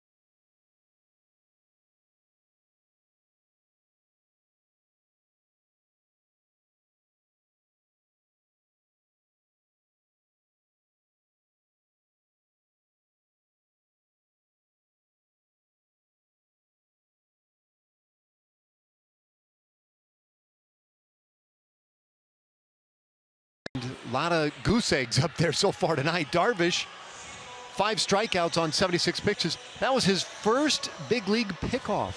Really? A little bit ago. How about that? Well, it was timed perfectly.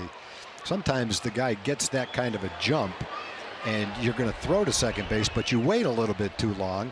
The timing is not quite right, and he's still able to compensate and get back. But that time the throw came right as he got to the farthest point toward third base, and Rajai Davis, even with his quickness, had no chance to get back. That was well done, well timed, and a good accurate throw, and a very aggressive tag by Rougned. Not to bury the lead, and that being that Kendall Graveman so far has not given up a hit tonight. He has pitched very well. Odor really the only guy he has not retired, and jumps ahead of him here 0-2. He walked Rugi in the second inning. Well, when you keep looking at the Fox tracks, you don't see many pitches in the middle of the plate, and the ones that have had such good movement and velocity, they still haven't been easy pitches to hit. 0-2, and Graveman gets his 3rd strikeout of the night. Well, back-to-back strikeouts on the same pitch with the same location to Napoli and Odor. Hard sinkers down and out of the strike zone. But before they start to sink late, they're at the bottom of the strike zone. So with 2 strikes, you see that pitch. You don't, at 93 miles an hour, have a whole lot of time to say, well, let me wait and see if it's going to be high enough. You have to make up your mind, and it looks like it's going to be high enough. And when you swing, the sinking action takes it a little bit out of the strike zone. And it's not like he's pitching against a weak lineup or a cold lineup. The Rangers have had some guys who have been cold, but for the most part, as we said in the pregame show, the Rangers have had excellent offense, 5 or more runs in 3 out of the 4 games so far.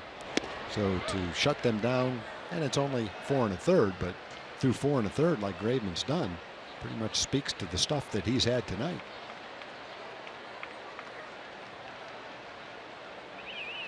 1-1, the count to Jonathan Lucroy. And that's strike 2. Lucroy, one of the guys who is, still looking to get into a bit of a groove. Just 2 for 12 coming into the game tonight.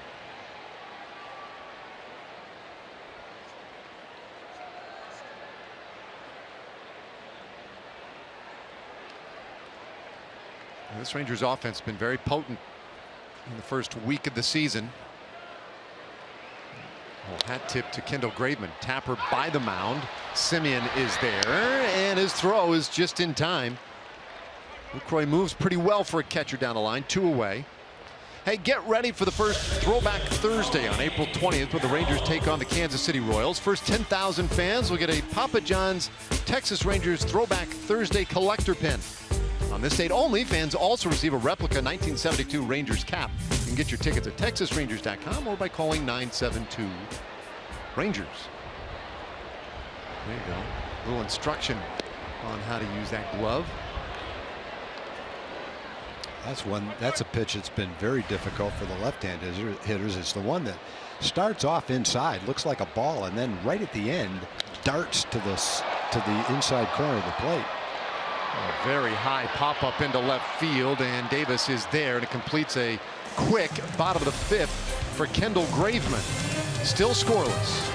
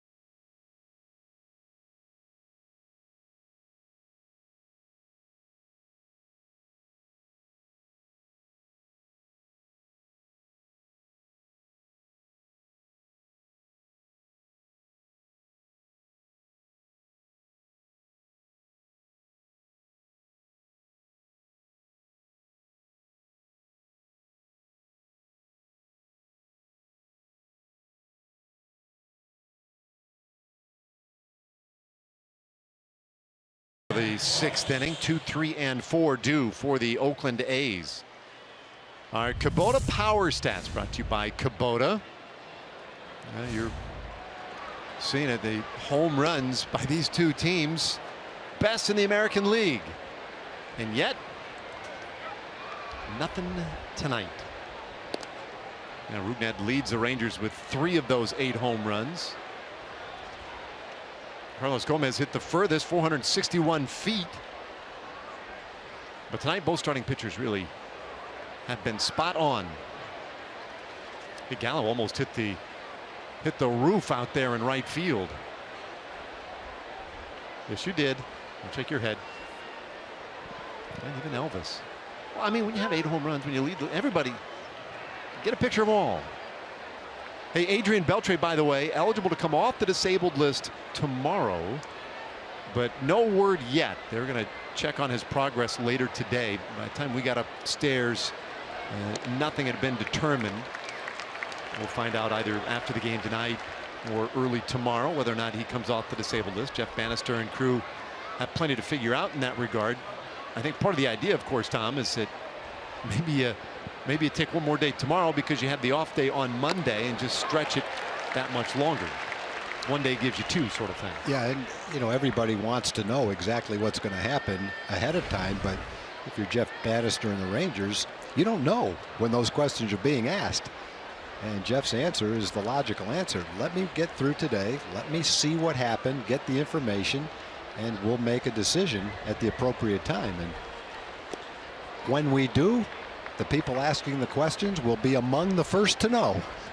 But until that time, it's just speculation, and we don't want to do that. Joyce, with the count of 1-2, Yu Darvish about to deliver his 80th pitch of the night. 5 strikeouts so far in the 1-2. Wow. Just missed. Now, Yu in this game has pitched very well, but he's probably had 5 or 6 pitches that, you know, you can't say, boy, that's a strike, because it's a borderline pitch. Right on the edge, could go either way. Some of them have gone his way, but he's had 5 or 6 really close ones that have not gone his way. You can see he's definitely trying to hit that part of the strike zone. Mentioned earlier that he was going to switch, having his right foot on the first base side to go to the left to the third base side, there we go, of the rubber, so that he can locate his pitches better to that section of the plate, and he's done that tonight. I think he feels more comfortable on the third base side. Well, he has run the count full, but you're right, he has had some that have been right on the edge, and I guess we noticed the ones he doesn't get. I'm not sure if any have stood out to me that he has gotten. Yeah. I think more have gone in the other direction. It was 3-2, and that's way outside. So Joyce walks, and that's how we begin the 6th. But at the same time, when you're watching your pitcher, the hometown pitcher, you tend to take the strikes for granted and accent the ones that don't go your way. That's just kind of the way it is. But I think if you add up all the pitches that have been right on the edge like that, more have gone against him than not. Here we are in the 6th inning. Neither team has gotten a runner past second base. And a swing and a miss by Healy is strike 1. I think anytime we talk about those kind of pitches, you have to give the nod to the umpire. Tonight it's Jerry Meals behind the plate. He's got 2 guys throwing in the mid-90s with great movement. He doesn't know where the pitch is going to be when it comes. And when you ask an umpire to be correct all the time on pitches. There's a base hit over third base and down into the left field corner. First trouble tonight for Darvish. The stop sign thrown up at third by Chip Hale. So Healy will take the double. Joyce stops at third, but the A's have it set up pretty nicely here in the 6th inning. Check the pitch from you. It's not a terrible pitch. It's up and in, but give credit to Healy, who did a nice job getting the good part of the bat on that, keeping it fair. And you see Joyce with a leadoff walk on the run to third base. No way they're going to take any chances with nobody out. Stop him there. Well, the Rangers facing their first crisis in the game, second and third and nobody out. But just to finish that point with the umpire, to ask him to make perfect calls on pitches at 95 miles an hour, right on the edge, within an inch, with that kind of movement. I think what the grid always shows is how good the umpires really are. Yeah, agreed. By the way, every weekday morning, Skip Bayless and Shannon Sharp go head-to-head on the day's hottest sports topics. Undisputed with Skip and Shannon weekdays from 8:30 a.m. to 11 a.m. Central, only on FS1. Well, there is activity now in the Rangers bullpen. Dario Alvarez loosening out there.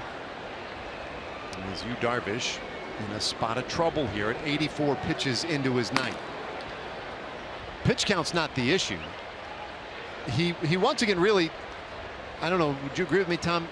Command hasn't been as sharp as we would expect from Yu Darvish. No, it was better, maybe. I think it's an improvement from his first start. And I think it's probably accented a little bit when you look at the job that Kendall Graveman has done to make it a 0-0 game. You don't have much margin for error, but I think it's an improvement from his first game, but still with room to improve more. Scoreless game here in the 6th inning. And a bouncer toward third, but foul. So it's 1-1 on Chris Davis. Now he struck out Davis in the 4th inning, and this would be a really good spot for him to get another strikeout. And in this kind of a game, we talked about you trying to get outs early in the count, putting the ball in play. This is probably a part of the game where he's not looking to get an early out in the count. He's going for the strikeout right here, 2nd and 3rd and nobody out. Corners are in, and a bouncer to the right side. Napoli has it and will go to the bag, and because he was in, Joyce had to hold third. And there's many times 2nd and 3rd and nobody out where a manager will play his infield back, concede a run. In this particular case, the middle infielders are back, but Napoli is way in at first base. So if he hit the ball to the center of the field, he would have gotten a run, but where Napoli is, it's hard to hit it to second base because Napoli had the right side covered. He checks the runner at third and goes over and tags first. So the Rangers were willing to give up a run up the middle, but the ball never got up the middle. And the thinking on that is that if you play the infield in, you risk a little blooper falling in that would have been caught, and 2 runs scoring instead of one, and still nobody out and a man on base. That was some excellent positioning there by Napoli. Josh Bonifay, the field coordinator, had him in the right spot. That was excellent positioning. And a great pitch by Darvish, too. Got Davis to hit that cut fastball off the end of the bat softly. There's Josh Bonifay, first year on the staff with the Rangers. Field coordinator, part of his job is getting everybody positioned before the pitches.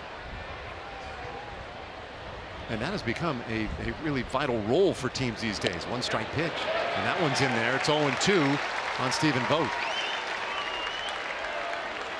Well, there was a borderline pitch that went Darvish's way. I should point that out. Now with an 0-2 count, definitely going for a strikeout here.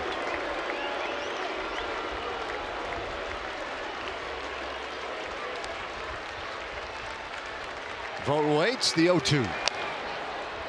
And he will fight it off.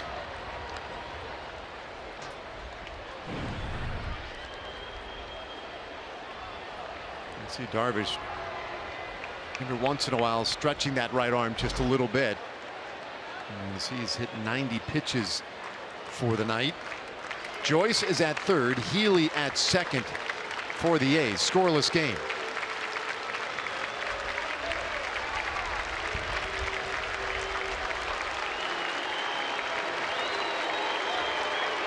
Right-handers 0-2. That's outside. Several breaking balls, and you could tell by the way he recoiled after that pitch that was the best velocity he had on that particular throw. 96 miles an hour. And Tony Barnett now getting in the act out there in the bullpen. So Alvarez and Barnett at the ready. 1-2. Curveball, and it's outside. He tried to do the same thing that he did early in the count. Drop that curveball on the outside corner, the back door curveball, but didn't quite get it there. It was out there, came straight down, but not toward the plate enough to catch the corner.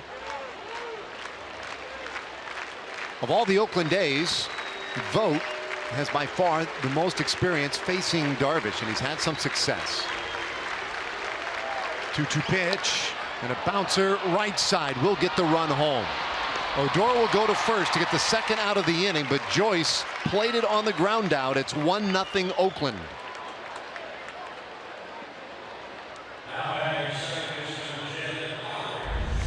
Well, it wasn't much of an RBI ball in play. It was a good curveball down and away, and Vogt almost missed it, but he hit it right off the end of the bat. Softly enough, there's nothing really could do except get the out at first base. So Vogt made the contact, avoided the strikeout, drove in the run. So now Healy is at third, but there are 2 out. And so Jed Lowry stands in at the left side, switch hitter against Darvish. And that's ball 1. We talked about it earlier. Darvish has struggled against the Oakland A's in his career. His number's not very good compared to what he has done to the rest of the league. 9 of his career losses have come at the hands of the Oakland A's. He has pitched well tonight, certainly well enough. But Kendall Graveman has pitched a little bit better on the Oakland side. 1-0 A's.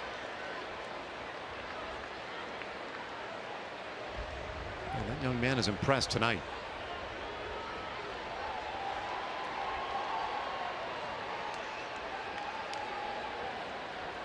Be the 20th pitch of the inning for Darvish, and it's a strike. It's 2-1.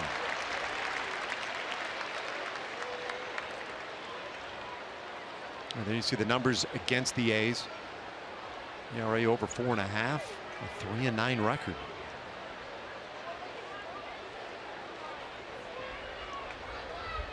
Of course, the rosters change so dramatically year by year, especially in Oakland. Sometimes those things don't make a whole lot of sense. Bouncer up the middle. Elvis Andrus right there. Inning is over, but the A's strike first tonight.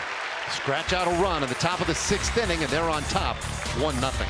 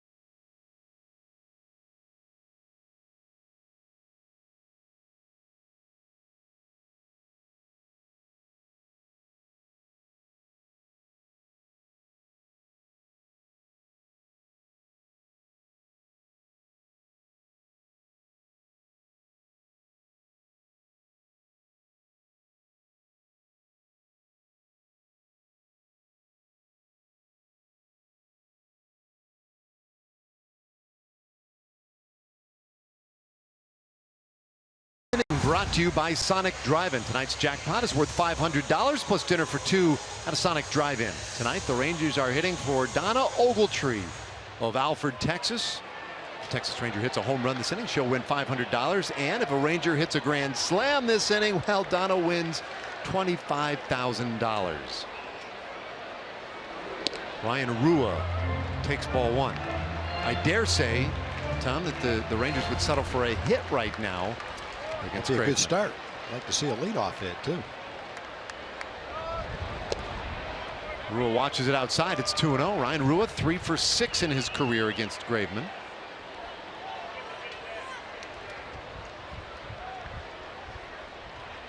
But the A's right-hander has not allowed a hit yet tonight, and there's a bouncer third base. Healy's been busy down there, and he takes care of Rua for out number 1. I invite you to stay tuned for tonight's T-Mobile Unlimited Data Unlimited Baseball break. That will be coming at the end of the 7th inning. Well, one thing that's happened since the first inning is Graveman's velocity has gone down a little, but it hasn't made much difference with his sinker, which has been so tough to hit tonight. Tough to hit on the good part of the bat. He started off in the mid-90s, a little higher than that actually. He's down to 91, 92, 93 now, but still keeping the ball away from the middle of the plate, moving it from outside corner to inside corner with excellent movement. That looked like a cut fastball there. You see not anything in the way of an off-speed pitch. Bouncer to short. Long throw, Simeon, 2 away. And not a lot of hard hit balls. There's been an Elvis hit a ball the first time up pretty hard. Not many balls have been hit hard in this game. Maybe the hardest hit ball was the leadoff at bat of the game when Carlos Gomez hit the line shot that Rajai Davis ran down in right center field. That's probably the hardest hit ball for the Rangers. But most of them have been average ground balls to the infield. Few balls in the air, several balls in the air, but most everything on the ground, including the double play in the second inning. Yeah, 11 ground ball outs so far tonight for Kendall Graveman. He's gotten Carlos Gomez twice so far. And this one hit sharply to the hole. It's short. Simeon up, and his throw just in time. And it's a 7-pitch bottom of the 6th inning for Kendall Graveman, and he continues to cruise.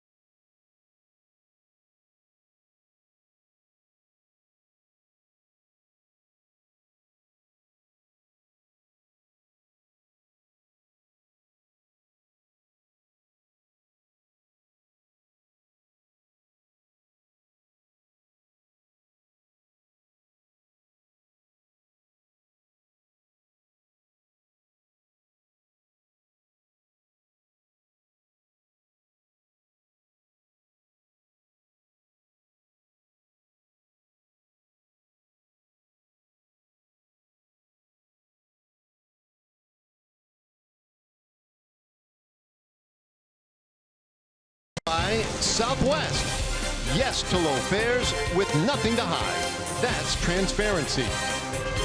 And by Texas Ford. Visit your local Texas Ford dealer. Ford is the best in Texas. 1-0 Oakland as we head to the 7th inning. Yu Darvish is done, and Tony Barnett has come on in relief. And Tony, I think you would have to consider one of the most reliable, consistent, dependable guys coming out of the Ranger bullpen. The Rangers signed him after he saved 41 games for the Occult Swallows in Japan. And last year he was 7-3. He had a 2.09 ERA. Opponents only hit 240.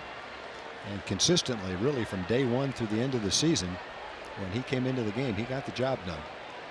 Very solid year for him last year. Well, he will face the bottom of the order for the Oakland A's. Yonder Alonso takes it low. It'll be Alonso, Mark Canha, and Rajai Davis in the 7th inning. Darvish done after 6 innings. Allowed a run on 4 hits. Walked 3 tonight. Struck out 5. And the last of those walks is the guy who eventually came in to score the game's only run. This one lashed into center field. A base hit for Alonso. And let's check in again with Emily Jones. Yeah, guys, time for our progressive fan of the game, and it goes to these 4 guys right here from Carrollton, big Yu Darvish fans. But truth be told, they actually duped me. Kevin, I'll give this to you. They duped me with this hat, told me it was a custom Yu Darvish hat. And when I pressed him on it, what this said, he said, I really don't know. I got it at Nordstrom. So I totally bought into it, thought it was a custom Yu Darvish hat. We still think it might be, but I give them the progressive fan of the game for their efforts and for duping me, guys. Station for you! There you go, Ranger! Well, how are you to know? Little bouncer, third base, and just foul. Gallo tried to get that one while it was still fair, but plate umpire Jerry Meals waved it foul just before the throw. Yeah, when you see a guy 6'5", 250 pounds, you don't expect him to have the athleticism and agility that Joey has, which allows him to play third base and make those kind of plays. Charging the ball, throwing on a run, very smoothly done, even though it was a foul ball. No one does it like that guy, though. One of the fun parts of watching Ranger baseball is to see Adrian Beltre on the dead run, bare hand a slowly hit ball, throw while his momentum is going toward the visitor's dugout with something on it to get the out. You've seen That is a fun. lot. You've played with a lot of guys. Was there anybody who comes close on that play at third base? Did Brooks Robinson, did he have that ability? I mean, You know, the closer it is to the player, in other words, we're watching Adrian right now, and it kind of clouds your memory of things that happened 20 and 30 years ago. But I know as a player in that era, no one played third base like Brooks Robinson. And so while your inclination is to say, I've never seen anybody make that play better than Adrian, I'm not going to say that out of respect to the player that Brooks Robinson was. Let's just say there's a lot of great third basemen over time, and they're both among them. And Napoli's throw gets loose into left field, and everybody is safe, and that could be a very big play in tonight's game. Looked like it might be a double play. Instead, a fielder's choice and an error on Mike Napoli. Yeah, and Knapp is usually so solid at first base, and one of the reasons why is a strong, accurate arm. That one just got away from him. Maybe the runner influenced that throw a little bit. As a right-handed thrower, when the runner is on his way to second base, he can be in your line of sight. You have to come toward the pitcher's mound to get the angle, and that might have been one of the things that influenced that throw. Oh, another very tight spot here in the 7th inning. The Ace got the first run of the game last inning, and it was on an RBI ground out. Rajai Davis 1 for 2 tonight,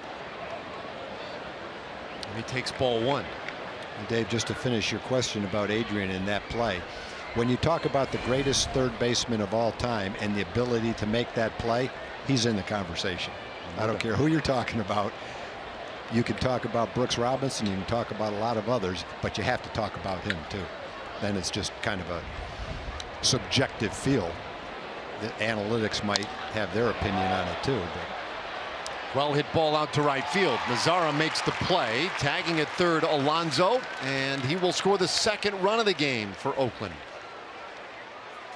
So a sac fly by Davis makes it 2-0. And turns the lineup back over to the top.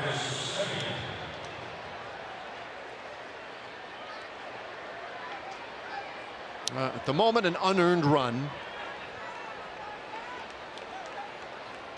And a frustrating one tonight because the A's 2 runs seem largely avoidable. Walk led to the run in the 6th inning. A big error led to this run here in the 7th. And the pitch to Simeon is low for a ball.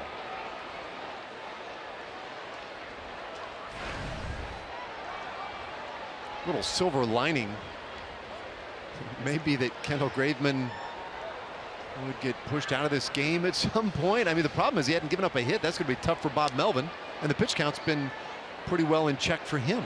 Well, that's the key. A lot of times at this point in the game, you're looking at a guy that hasn't given up a hit, and you say, well, he's not going to be able to early in the season finish this game because there's no way the manager's going to let him throw 120 or 130 pitches for a pitcher with a high pitch count. But right now, Graveman is somewhere, I think, around 70 pitches, so he's right on track for being able to pitch 9 innings if he continues to have the kind of success he's had so far through 6 innings. No hits given up. Steve Hunt, our statistician up here, tells us 73. 73 pitches. Okay. So very much in a safe zone, at least at the moment. Man, at first a 2-1 pitch, and there's a big swing and a miss. So if he has 2 fairly tidy innings, he'll be right around 100 pitches. So he's going to be very well, could be, if he continues to pitch without giving up a hit, in position where the manager, Bob Melvin, still holds his breath a little bit on the pitch count this early in there. 2-2. Check swing foul. 6th year for Bob Melvin with the Oakland A's. Keep wanting to call Bob Doug for some reason, for obvious reasons. Yeah, he's been a solid manager for the A's. I think he's an organizational manager, a player's manager, well prepared, and makes good game time decisions. Simeon strikes out swinging, 2 gone in the 7th.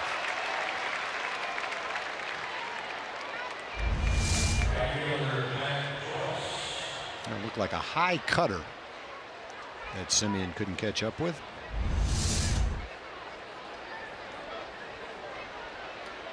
So with 2 out now, infield can relax. In fact, they will fall into another dramatic shift on Matt Joyce.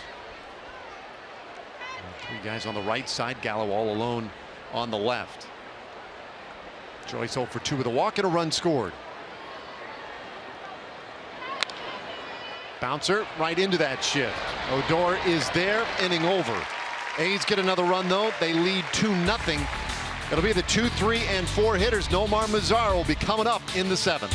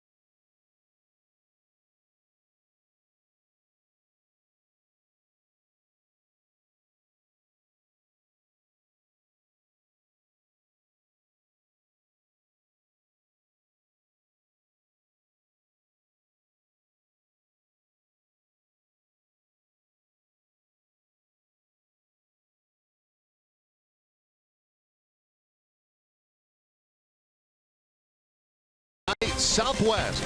Yes to low fares with nothing to hide. That's transparency. And by AT&T Internet. Visit AT&T.com/keepcalm to learn more. Well, Oakland leading 2-0 as we go to the bottom of the 7th inning. Time for our AT&T high-speed replay tonight. Well, the AT high-speed replay is Kendall Graveman and the quality pitches he's thrown tonight. All fastballs, some cutters, great movement on his sinker. You've seen a Ranger team that scored 24 runs through the first 4 games. So far through 6 innings, shut down by Kendall Graveman. Not a wide assortment of pitches, but great movement, good velocity, and excellent location. Been kind of a masterful 6 innings so far. Only 73 pitches, 68 sinking fastballs, and 5 cut fastballs. 73 pitches, no off-speed pitches. Everything has been hard, between 97 and 89 miles an hour. That's rare that you see a pitcher through 6 innings. No changeups, no curveballs. Can you think of anybody recently who you've seen not a starter? Like that? There's obviously a lot of relievers. You know, Mariano Rivera, who threw the cutter almost exclusively, and certain relievers who rely on a power sinking fastball, but I can't remember any starter. I'm sure it's happened, and I'm sure there are plenty of them, but it's tough to recall one through 73 pitches that hadn't thrown an off-speed pitch. Yeah, I mean, for the life of me, I can't come up with anything close. And then you would expect that a pitcher that only threw fastballs 89 to 97 miles an hour would not have this kind of 6-inning dominating effect that Graveman has. You just have to credit him with moving the ball around the way he has against veteran hitters who can hit. Pretty impressive so far. He has allowed 1 base runner tonight. That's a pretty good example right there of what we've seen all night. A ball that starts out on the inside corner or even a little bit inside. The hitter gives up on it a little bit logically, and then bang, it darts over the inside corner of the plate. Gets 2 to chase. And that is a strikeout for Graveman, his 4th tonight. 1 away in the 7th inning. Look at the last 2 pitches. One at the top of the strike zone that was a called strike. And so if you're Chu, it's a pitch you normally wouldn't swing at. It's a little bit higher than the other one, but the same general location. And I'm sure with 2 strikes, Shin-Soo said, well, if the one before it was a called strike, I've got to swing at this one. And it kind of played into Graveman's hands, who elevated it just a little bit. Not a strike, but close enough to get the swing. He'll deal with Nomar Mazara. 0 for 2 so far tonight. Starts him with strike 1. Nomar's seen that pitch 4 or 5 times tonight, and he was sure that was going to be a ball. It was pretty close to being a ball. Barely touched the corner, but the movement is what got it there. Oh, Nomar blasts this one to right field, but foul.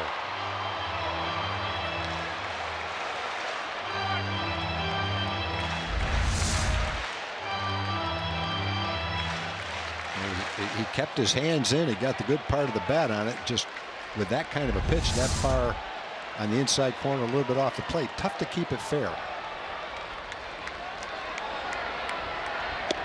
0-2, and he got him swinging. He went with the cut fastball there. That's the one that's 89 or 90 miles an hour. And instead of that ball veering from left to right to catch the inside corner, this one starts out on the inside corner and then cuts in off the plate. A lethal combination.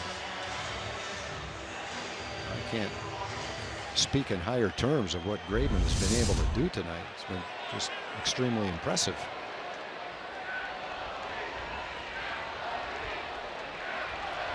He walked Odor in the 2nd inning. He has faced 1 over the minimum. Mike Napoli swings, hits this one well. Out to left center. It is gone! A home run! And there goes the no-no.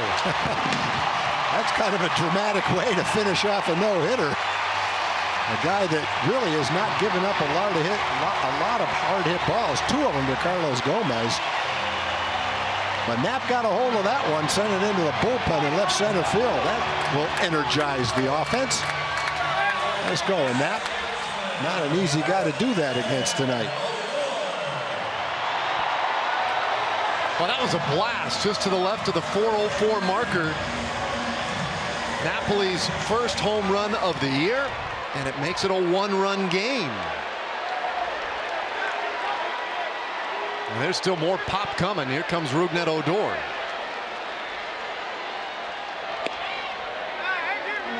It should be very interesting now to see how Graveman reacts to that moment. Still a young guy, 26 years old. And Odor slashes one through the left side. That's a base hit. Tying run is on.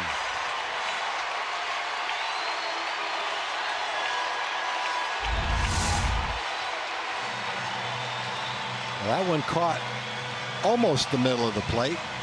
It had the movement, but Knapp went up there aggressive. He was looking for something close to a good pitch to hit. He got a pretty good pitch to hit, and then his power played the rest of it into the bullpen for the Rangers' first run, and that pumps up the offense right there. That's what the Rangers were looking for. A little bit of a swing to ignite the offense, and then Rugi comes right up and hit the ball sharply into left field on a high sinker. The last two hitters, after two strikeouts, have centered the ball pretty well here in the seventh inning.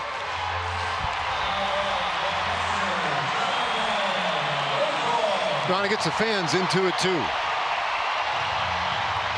Some life here in the bottom of the seventh. Graveman's no-hitter is done. The tying run is on. And here's Jonathan Lucroy.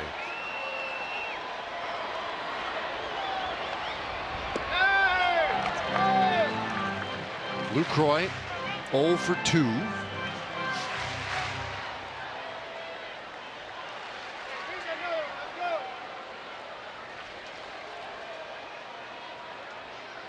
they play him back on the infield.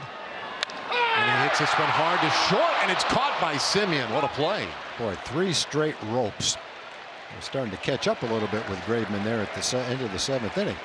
Indeed, 3 very good swings. The Rangers get one back. Mike Napoli's first home run of the year makes it a 2-1 game. This is the Unlimited Baseball Break, brought to you by T-Mobile. Now, this game has been all about pitching to this point of the game. A 2-1 contest. 2-run scoring on a ground out and a sac fly. The Napoli breaking up the no-hitter dramatically moments ago. So far, really very entertaining middle game of this 3-game series. Yeah, it's been a different kind of a game. Both starting pitchers pitched well. Graveman obviously had the no-hitter 2 outs into the seventh inning. The A's second run came on an unearned run. Man got to third base on a throwing error. Scored on a sacrifice fly. Before that was a little dribbler to second base that scored the run. But when you're having a hard time scoring, all the little things matter. So far, the errors made a difference. Good sign is, at the end of the seventh inning, the last 3 hitters hit the ball very hard. So that was a good sign. You almost wonder if Bob Melvin will bring him back out again in the 8th inning after seeing that. They've got the bullpen going. So after the way that inning ended and the pressure of a low-scoring game, all the pitches were pressure-packed pitches for Graveman. That might be it for him in the 7th inning. The Rangers started to get to him there. Okay, switching gears on you. I want to talk about Madison Bumgarner. He is our showstopper here in the first week of the season. This is very interesting. You look at the hardest hit balls by a pitcher since 2015. Obviously, it's pretty much the National League. But at the top of the list, in fact, 4 of the top balls were all hit by Bumgarner. Now, some pitcher has to have the hardest hit ball. But the thing about those, at 110 to 112 miles an hour, those are exit velocities that you would see from a very good major league hitter. Yeah. He's a pitcher who I think, and other people think, could probably be a very successful major league hitter as maybe an outfielder, first baseman, or DH. That's not going to happen. But after the opening day performance where he hit 2 home runs at 112 and 110 miles an hour, I wouldn't be surprised if Bruce Bochy uses him as the ace in a hole for a pinch hitter in a close game throughout the course of the season. When you talk about managers getting the same questions over and over again, can you imagine how many times Bochy hears about that? It's just got to be unbelievable. Yeah, really. All right, T-Mobile Unlimited Baseball Break as we go to the 8th inning. And we've got a doozy tonight. What a game. Mike Napoli with the home run moments ago to make it a 2-1 contest. Now the heart of the order coming up in this 8th inning for Oakland. Ryan Healy, Chris Davis, and Stephen Vogt. Jeremy Jeffress checks into the game out of the bullpen. Barnett pitched the 7th, Jeffress now the 8th. And he starts us off with strike 1 to Ryan Healy. And last we saw Jeremy was on Wednesday in the finale against the Indians. Came in to clean that one up at the very end. And you know, when he has come in, he has been effective. 1-1 to Healy. It was one of the luxuries that Jeff Bannister has. There are a number of guys in that bullpen who have closing experience, and Jeffress certainly does. Had a lot of success in Milwaukee closing out games for the Brewers. Tight on Healy. It's 2-1. Yeah, Jeremy's a very aggressive pitcher. So Casilla warming in the bullpen. He comes right at the hitters, and his main pitch is a power sinker that he tries to pound the strike zone with to get ground balls. Fouled off. It's 2-2. Good look at it right there. And we're going to kindle Graveman right there in the middle of your screen. What a night he had. 6 2/3 hitless innings before Mike Napoli got him for that home run.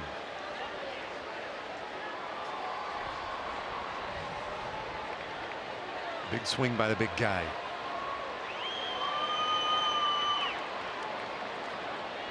I feel very deep with Healy up there. He does have good power. The 2-2 from Jeffress, foul back. And there's that good power on the fastball. 95 from Jeffress.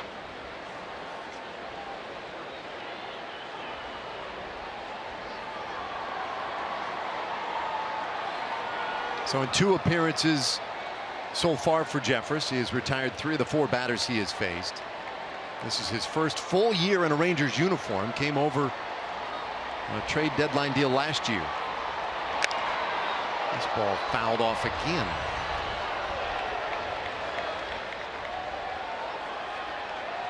Just Healy's 2nd year in the big leagues, but he shows all those traits so common in great Oakland A's hitters. And that is the ability to spoil good pitches.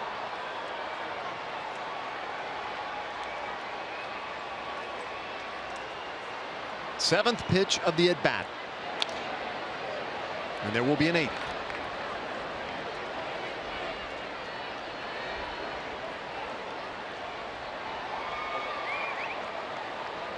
Wonderful crowd here on a Saturday night. Middle game in our 3-game series. Back here tomorrow for a day game.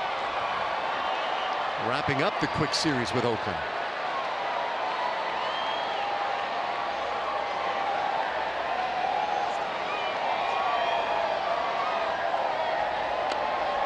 That ball might have hit his fingers. That's about as far in as you can get jammed. Let this ball go from left to right, boring in on the fists. That hit the pine tar. It hit so low down on the handle. I would like to see if he hit that ball in the middle of the bat, where that ball would have gone. It would have gone about 5 feet in the air and died. Would have hurt his hands too. 2-2 pitch and another foul ball. Well, there's some quality pitches that he's spoiling. That last pitch nosedive down and in. He's still got a piece of it. Yeah, take a breath, Jeremy. 10th pitch of the at bat coming to Healy. Chris Davis waiting on deck.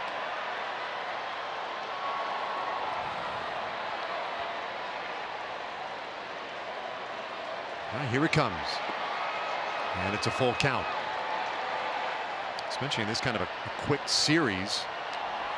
This is the second of 6 games that the Rangers and A's will play in a 13-game span. We will go see the A's in Oakland on the next road trip. And then Oakland will be back here, well, I guess in about a month. And then we don't see him again until the very end of the season. 3-2 pitches lifted high in the air out to center. Gomez waits, one away. Well, the next post-game fireworks show will be Friday, April 21st, brought to you by Sherwin-Williams. Come on out to the ballpark. Rangers facing the Kansas City Royals. And stay after the game for a fireworks show. Get your tickets, TexasRangers.com, or by calling 972-RANGERS. How about that battle time? An 11-pitch at bat. But Jeffress ended up on the right side of it, and now Chris Davis.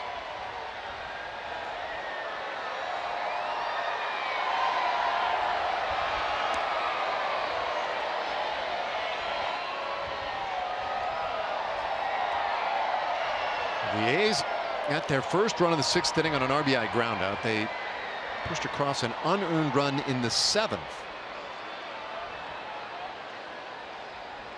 2 runs tonight on 5 hits.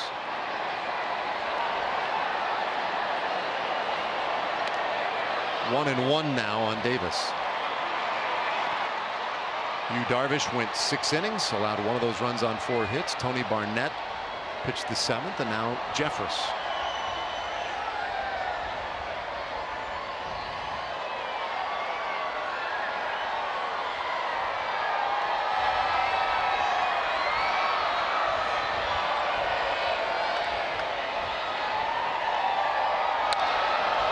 This ball hit well center field. Gomez back, turns, leaps, and that one is off the fence.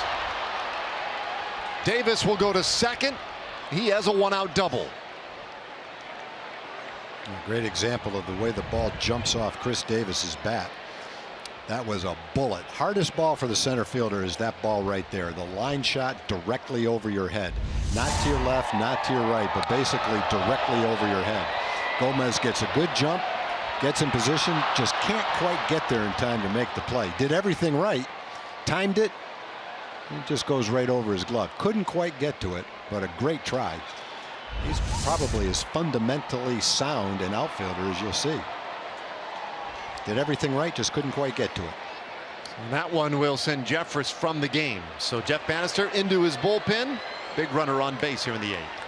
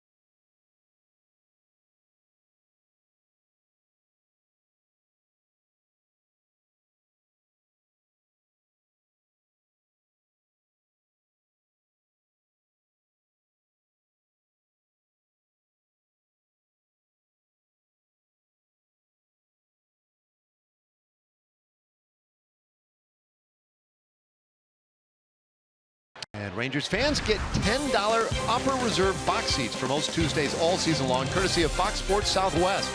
You can also add a $10 meal to your seats when you buy online. Go to TexasRangers.com/specials and use a coupon code FSSW10 to reserve those $10 seats today. Well, man in scoring position. That's Chris Davis out at second base. Stephen Vogt coming to the plate, and Dario Alvarez out of the bullpen.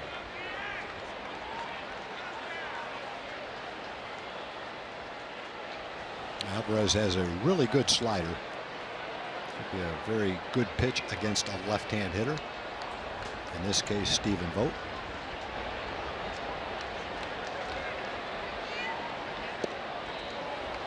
And runs that one off the plate for a ball. He faced 3 batters in his only appearance this year. That outing on Tuesday night against the Indians. One of the 3 batters he faced.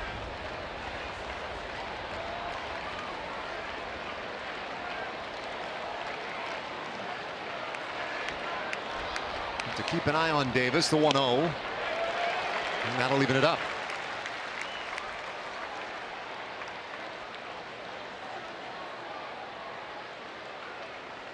Saw Dario Alvarez last year. Of course, last year he saw time in the Mets, Braves, and Rangers organizations.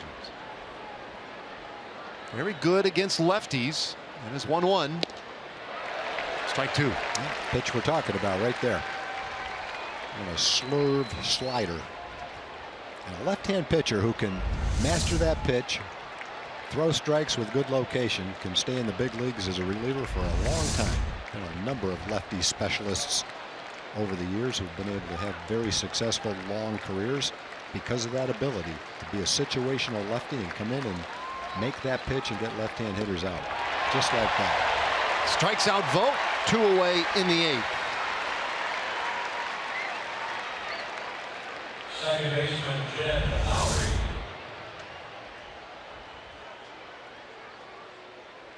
There's a slider. Vogt saw the slider but jumped at it a little bit out in front of it, and swung before the ball got to him.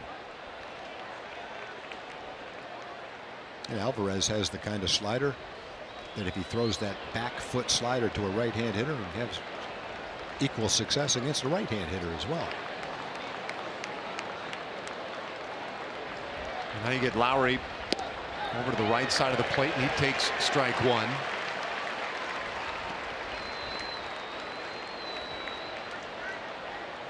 Lowry, one of those switch hitters who hits lefties better than he does righties. And you don't see that a whole lot.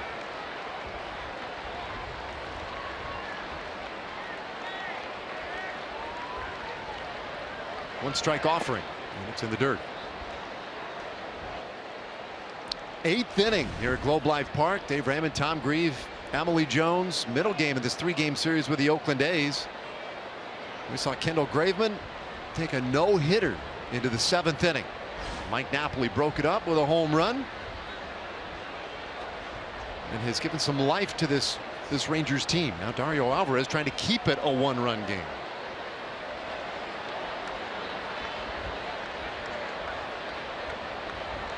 And Lowry wouldn't chase. Lowry almost 40 points better from the right side of the plate.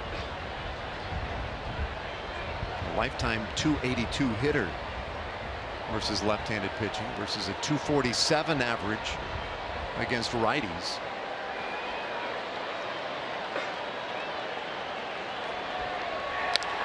Going to lift this one high in the air down toward that right field corner. Mazzara into that corner. Will he have room? He does, but he misjudged it, and it drops. Scoring is Davis, and it's 3-1 Oakland. He just overran it. Yeah, it's one of those balls. He had plenty of time, but it must have appeared to him to be the kind of ball that was fading toward the foul line. So he ran over to catch it where he anticipated the ball would be, but maybe with all the wind, it affected the ball differently, and it came back toward center field instead of toward the foul line, toward the stands where he anticipated. And what looked like, I thought off the bat it was going to be foul and maybe into the stands. So what looked like either a foul ball or then at the end a ball that could be caught, because of the way it fooled Nomar, ends up bouncing in. They call it a hit or an error? Yeah, they called it a double. Double and an RBI for Lowry. Never touched it. And now Alonso lifts one high in the air center field. Gomez back at the wall, and that one just sneaks over. Yonder Alonso with a 2-run homer, his first of the year, and he has opened it up for Oakland. Boy, he hit that ball a lot better than I thought he did off the bat. I thought Carlos was going to have a play on it. And he's got some strength, and that ball carried. Fastball, center of the plate.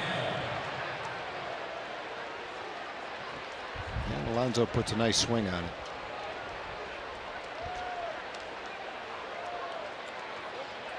Gomez got back there again, but just like the previous ball off the bat of Jed Lowry was to Mazara, that one seemed to push a little bit to the left, at least from our vantage point. More so anyway than Gomez was anticipating.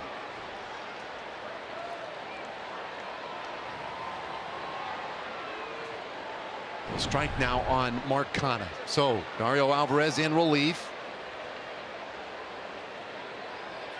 Gives up the double to Lowry, the homer to Alonso. That's a 5-1 Oakland lead.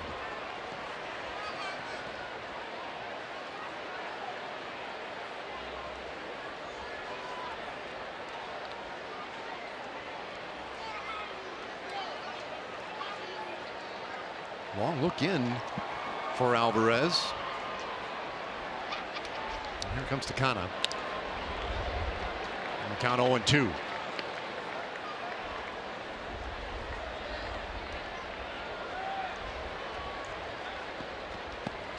Mike Hoschild, he is the last of the Rangers 25-man roster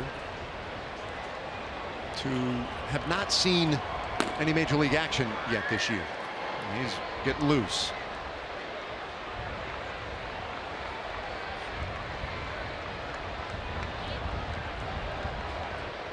Wind picking up again, the 0-2. And there's a strikeout of Canha to end the inning, but it's a 3-run 8th inning for the A's. They suddenly lead by 4.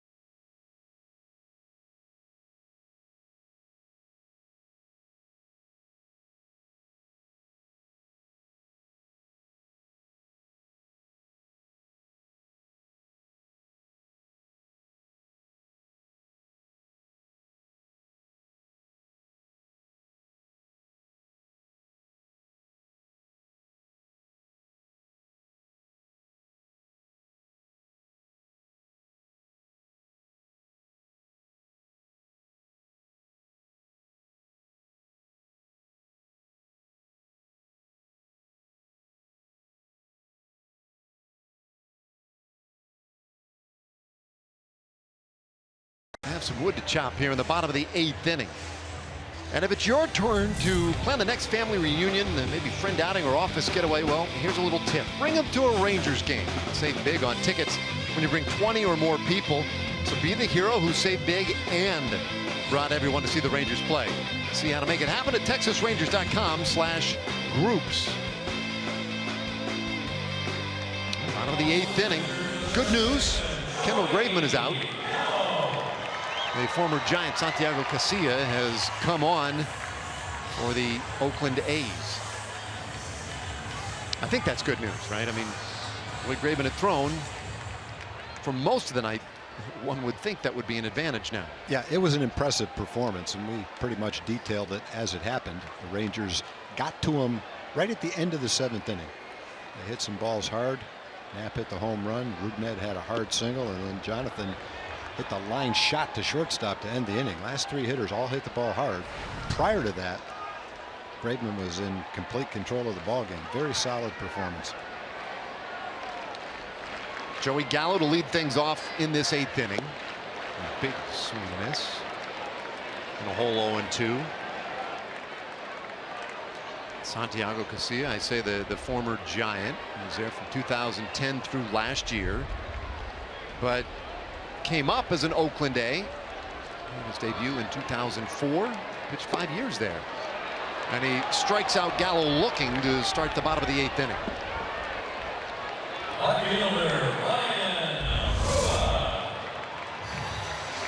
That was a backdoor curveball that Joey thought was a little bit outside. Borderline pitch. Went Casilla's way. If you can get the called strike and throw that pitch, you're going to have a lot of success, because Hitler's going to have a hard time swinging at that one.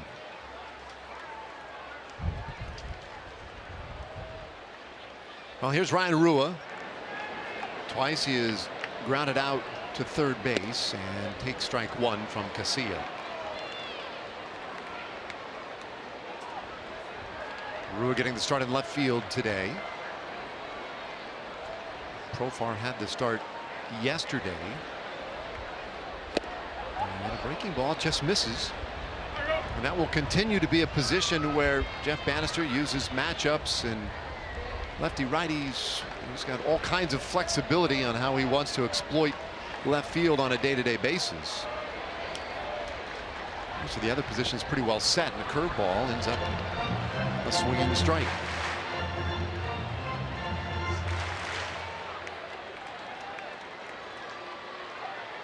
That is, until somebody just sort of takes the position and runs with it.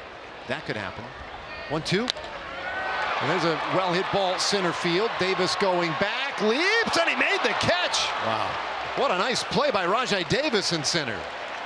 Again, that's almost a carbon copy of the ball that was hit at Carlos. The line shot directly over the outfielder's head. Davis was able to get back and reach it. Gomez did everything right, got the same jump, but the ball was hit a little harder and a little farther. He couldn't quite get to it. And Ryan hits that curveball really well to dead center field. Just a beautiful play. That'll make all the highlight shows tonight. Rajai Davis going back, tracking it, and making a beautiful play right in front of the wall. Hard hit ball, tough play, turned it into an out. That was nicely done. And Casilla liked it. I don't blame him.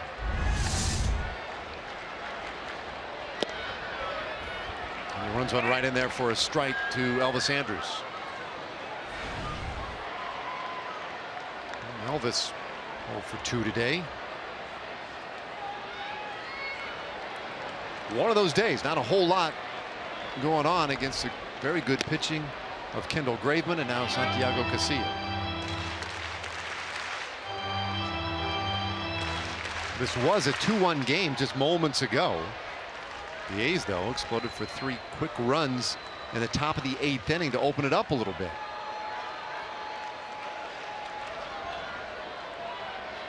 One. Look out.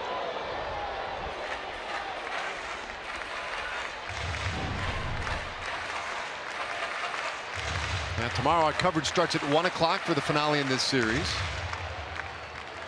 Martin Perez, who has made a habit of pitching some of his best baseball here at home, will have the start for the Rangers. And it is 3-1 now on Andrus.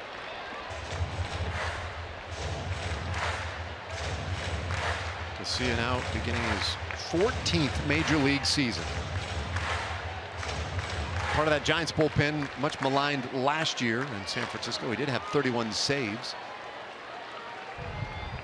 Signed a 2-year deal with Oakland back in January. The 3-1, and Andrus fouls it off to make it a full count.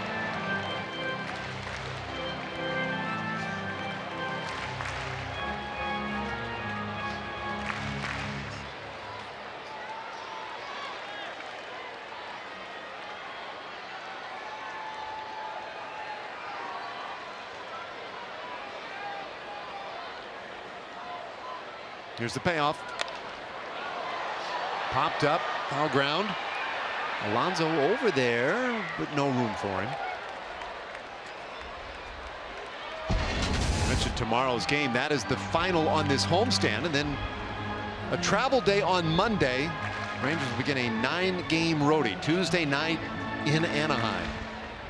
in Anaheim, 3 up in Seattle, and then back through Oakland on their way home. That's a big early test in the division.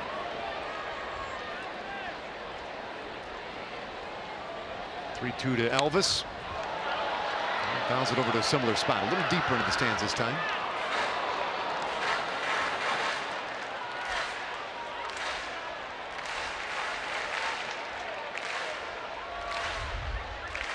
Andrews putting one of those good at-bats on Casilla, much like we've seen a lot of the A's tonight against Yu Darvish and subsequently Tony Barnett.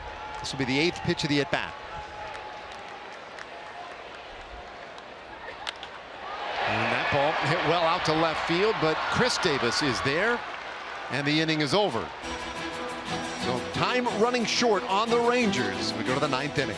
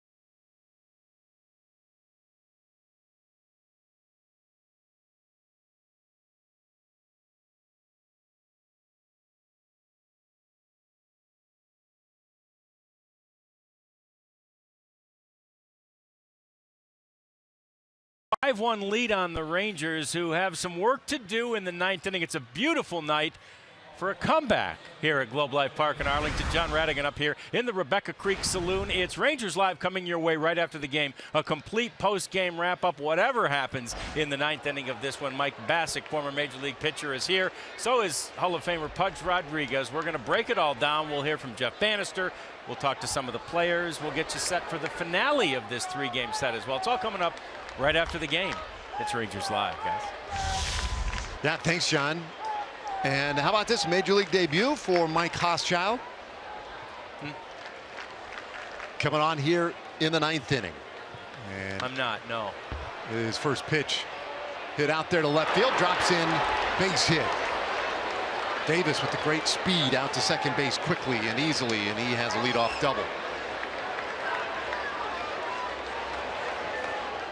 Well, Davis came into the game hitting .095 and struggling, but he's got a couple of doubles and a sacrifice fly today. Moved down to 9th in the order and has responded very well. Swung the bat very nicely tonight. Yeah, funny how those things work. You know, I mean, sometimes it just makes more sense. Elvis Andrus last year, when he dropped down toward the bottom of the order, it really things just fell into place for him. Yeah, and it's hard to say if that's exactly why it happened, but maybe it takes a little bit of the pressure off and allows you to relax a little bit more. Marcus Semien fouls one back, strike one.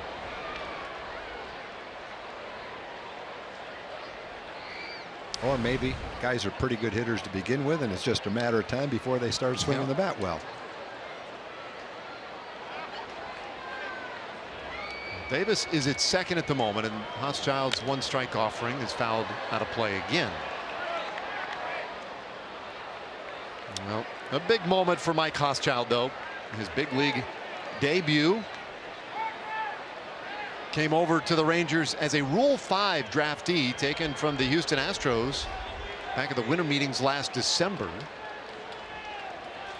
The last Rule 5 draftee that the Rangers opened the season with back in 2014, well, that was Delino DeShields, or 2015 season, I guess. Hochschild had a good spring training. He is a strike thrower. Count stays 0-2.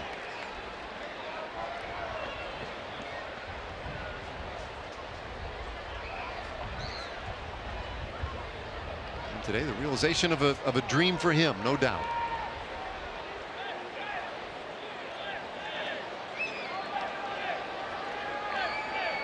Oh, 2 pitch, and that one skips away from the plate. Davis takes off for third, and he is in there. Moves up on a wild pitch, and now he is 90 feet away. Nice block and a nice attempt to pick the ball up, throw off balance. But good reaction by an excellent base runner. Rajai Davis led the American League in stolen bases last year with 43. Well, he's got the quickness, he got the jump, and in spite of a nice play by Lucroy, he was able to beat it. Not up and in on Semien. 2-2 the count.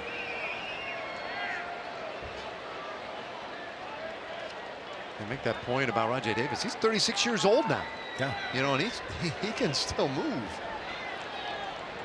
Been a handful of guys older than that who have led the league in stolen bases, but not many, 3 or 4. Well, he hasn't slowed down much. Obviously, he's in great shape. And not a whole lot of difference between Rajai Davis at 36 and what we saw when he got to the big leagues a number of years ago. 2-2 from Hochschild. And that one is lined into center field. Base hit gets Davis to the plate, and it's 6-1 Oakland.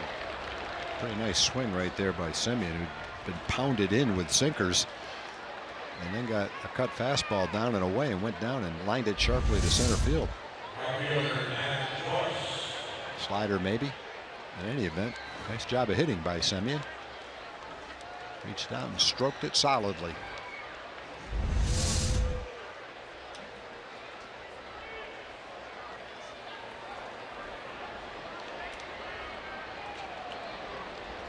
Well, now Joyce, who's 0 for 3 with a walk, has scored a run, and he takes strike 1.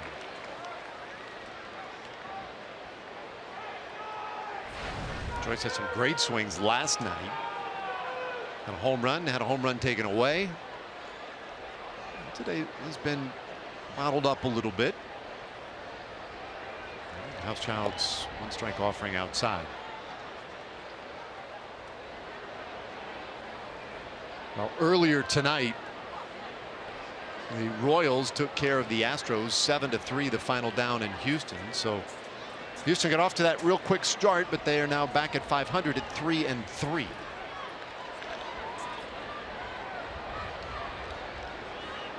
Yeah, the Astros potentially have a nice lineup. They've got a lot of young stars, but so far, first week of the season, they've not swung the bats all that well. No, and I think I'm with you. I think most people figure they probably will eventually. They will eventually. And the question was going to be, what kind of pitching would they have? Boy, the pitching's been pretty good for them. The pitching's been great. I don't think Altuve is going to be, wherever he is, sub 200. He's going to get hot. Well, they've got a good young team. They've added some veteran guys. Carlos Beltran. Yep. Brian McCann. I think that Brian one's McCann, a big one for Josh Reddick in the outfield. So, you know, as we talked about the Astros over the years, it's always been good young players, but they really don't have a veteran presence to settle things down. And they've got that now. Looks like they made a conscious effort to go out and do that. And we saw what Carlos Beltran can mean to a team, both on and off the field, in the clubhouse. Tremendous professional. I'm sure he'll have great influence on that team. Brian McCann has got a reputation as being that way. The catcher they brought over and with the Yankees. Runner going, the payoff pitch is low. Oh, are they calling that strike 3? I didn't know. They sure are. Well, Joyce agrees with you. He thought it was low. Yeah, he said as much. Wow.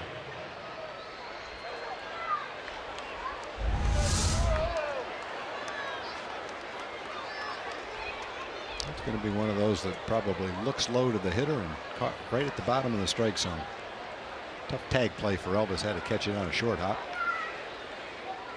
Yeah, that one really almost able to get Semien, who has a steal of second base. One out now, and Healy takes ball one.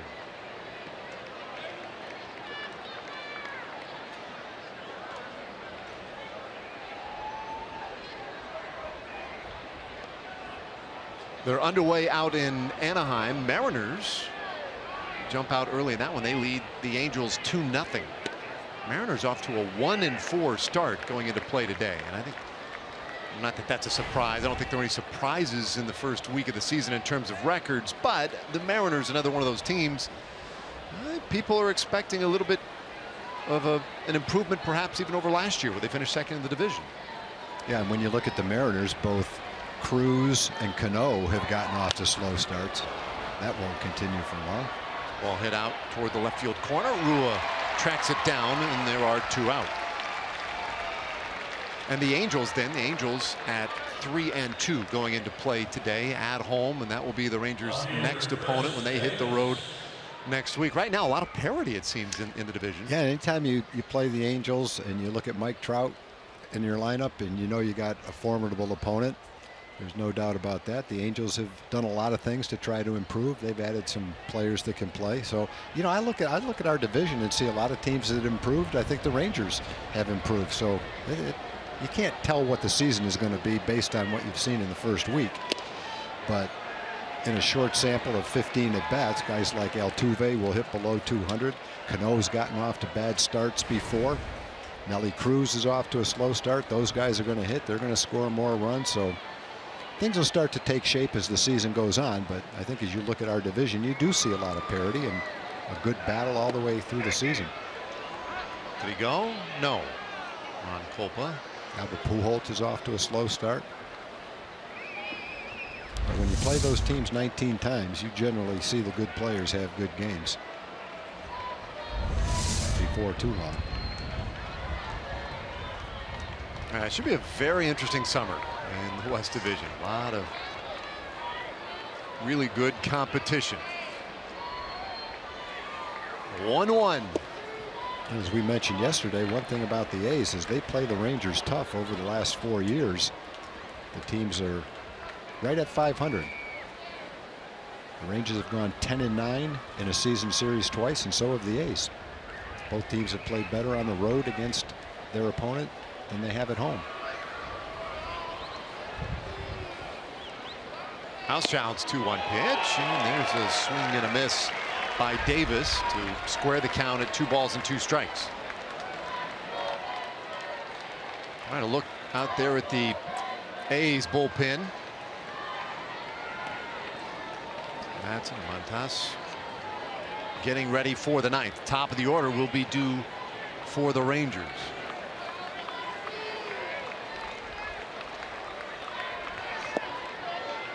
Bender a little bit low. So a full count on Chris Davis, and Housechild getting some work in this inning. 22 pitches. He is the 5th pitcher of the night for the Rangers.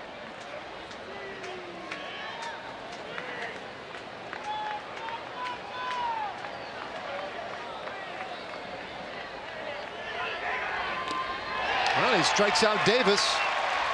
Notch on the belt right there, but a run does score for the Oakland A's. Carlos Gomez trying to get things started in the bottom of the ninth.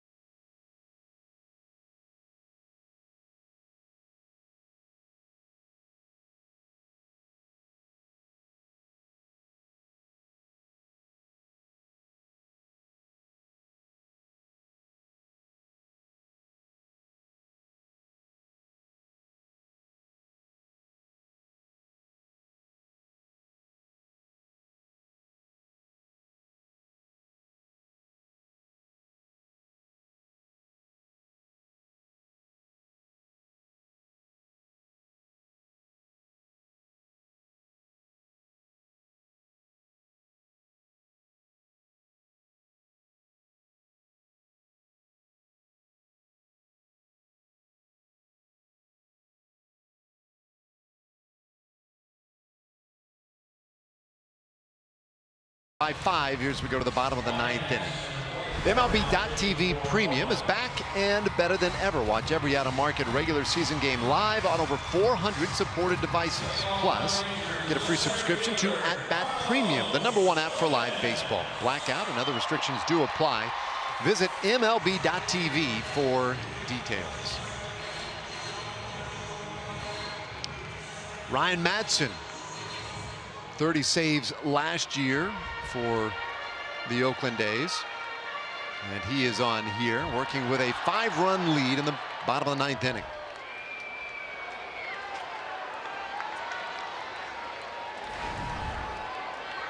Top of the order, Carlos Gomez, Shin-Soo Choo, Nomar Mazara coming up here in this 9th inning, and the first pitch is in there for a strike. Well, Carlos is 0 for 3 in the game, but he's hit 2 balls hard. A line drive to start off the game that Davis ran down in center field, and last time up a hard ground ball to shortstop. Extremely hard hit ground ball to shortstop. So 2 well hit balls, nothing to show for it. 0 for 3 on the night.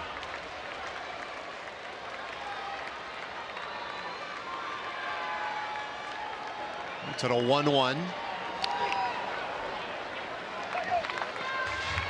You hear him grunt on that swing. A little bit into it. 1-2 the count. We've seen the power that swing can generate, as evidenced by that 461-foot blast he hit over the restaurant in left field.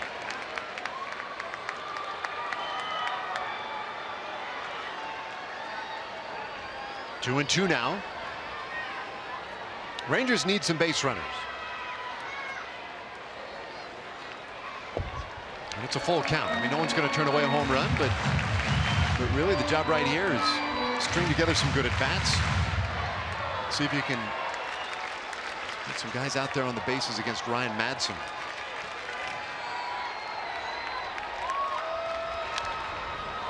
Gomez keeps the at-bat going. Pretty good night of pitching for the Oakland A's. Kendall Graveman went 7 innings, gave up a run on 2 hits. He went 6 2/3 hitless before giving up that hit. Walked 1, struck out 5. Santiago Casilla, a perfect 8th inning, and now Ryan Madson. And that ball hit well, but too high into center field. Rajay Davis to his left has it, and there's one away. And we're talking about this West Division last half inning. And the Rangers did real well in the division, notably against their in-state rivals. Yeah, look at 2 teams they had to beat, Seattle and Houston, and they did a great job of that. Winning record against the Angels, winning record against the A's. So the Rangers won 95 games last year, won the division, and if you want to look at a good solid reason why, it's how Jeff Bannister and the boys played against the competition in their own division. First time in franchise history, had the best record in the American League. Breaking ball upstairs, 1-1 the count.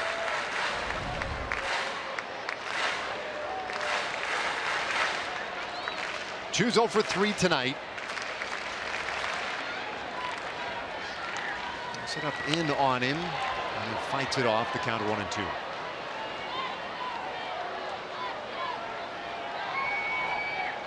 Top of the order tonight for the Rangers, 0 for so far.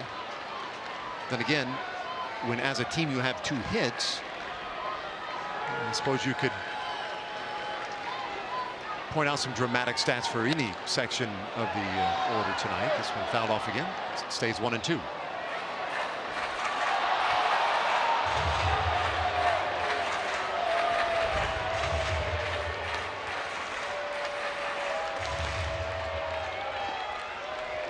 Talking about out-of-town scores, the Orioles beat the Yankees today 5-4. So Baltimore, the only perfect record left in baseball, they are 4-0. Choo takes low. Twins finally lost their first game today on the road in Chicago. 6-2 White Sox in that one.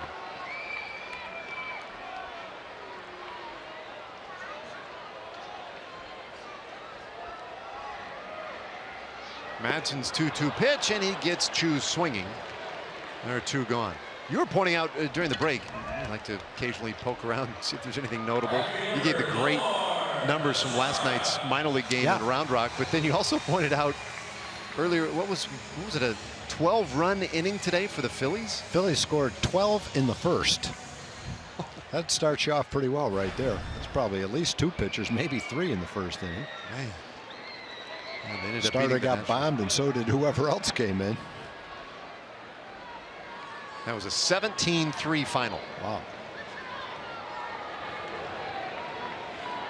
Nomar Mazara. A couple of strikeouts tonight. 0 for 3.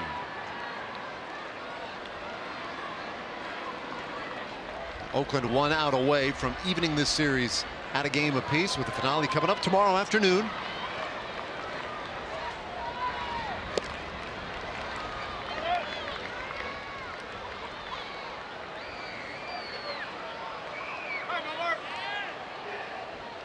So Martin Perez throws it tomorrow. Martin making his second start of the homestand. He went 6 innings against the Indians on Tuesday. 1-1. It's ball 2.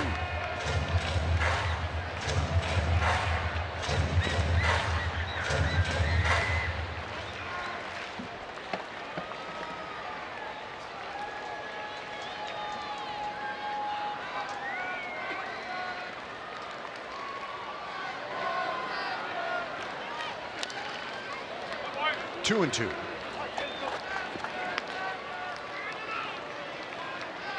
Well, Mazara in the first 4 games of the season had strung together so many great at bats every game. The extra base hits, the multi hits, 9 RBIs in the first 4 games to set a new franchise record. And for the first time tonight, he has been quieted. And he's seen some good pitching tonight. Tough pitching to hit. Talked all game long about how well Kendall Graveman hit. So sometimes you come into a game and you just don't see a good pitch to hit, and you face pitchers at the top of their game, and any hitter is going to have a problem on those particular nights. Well, he strikes out swinging. Ryan Madsen very good in the bottom of the 9th inning, and he closes it out for the A's. A 6-1 final, and Oakland evens this series at a game apiece. There's still a whole lot to look into after this one. Some interviews, players and coaches, analysis, opinions, stats, highlights. John Radigan, Pudge, Mike Bassick, everybody, Tom, I, and Emily will all be here. Don't go anywhere. It all starts in 60 seconds.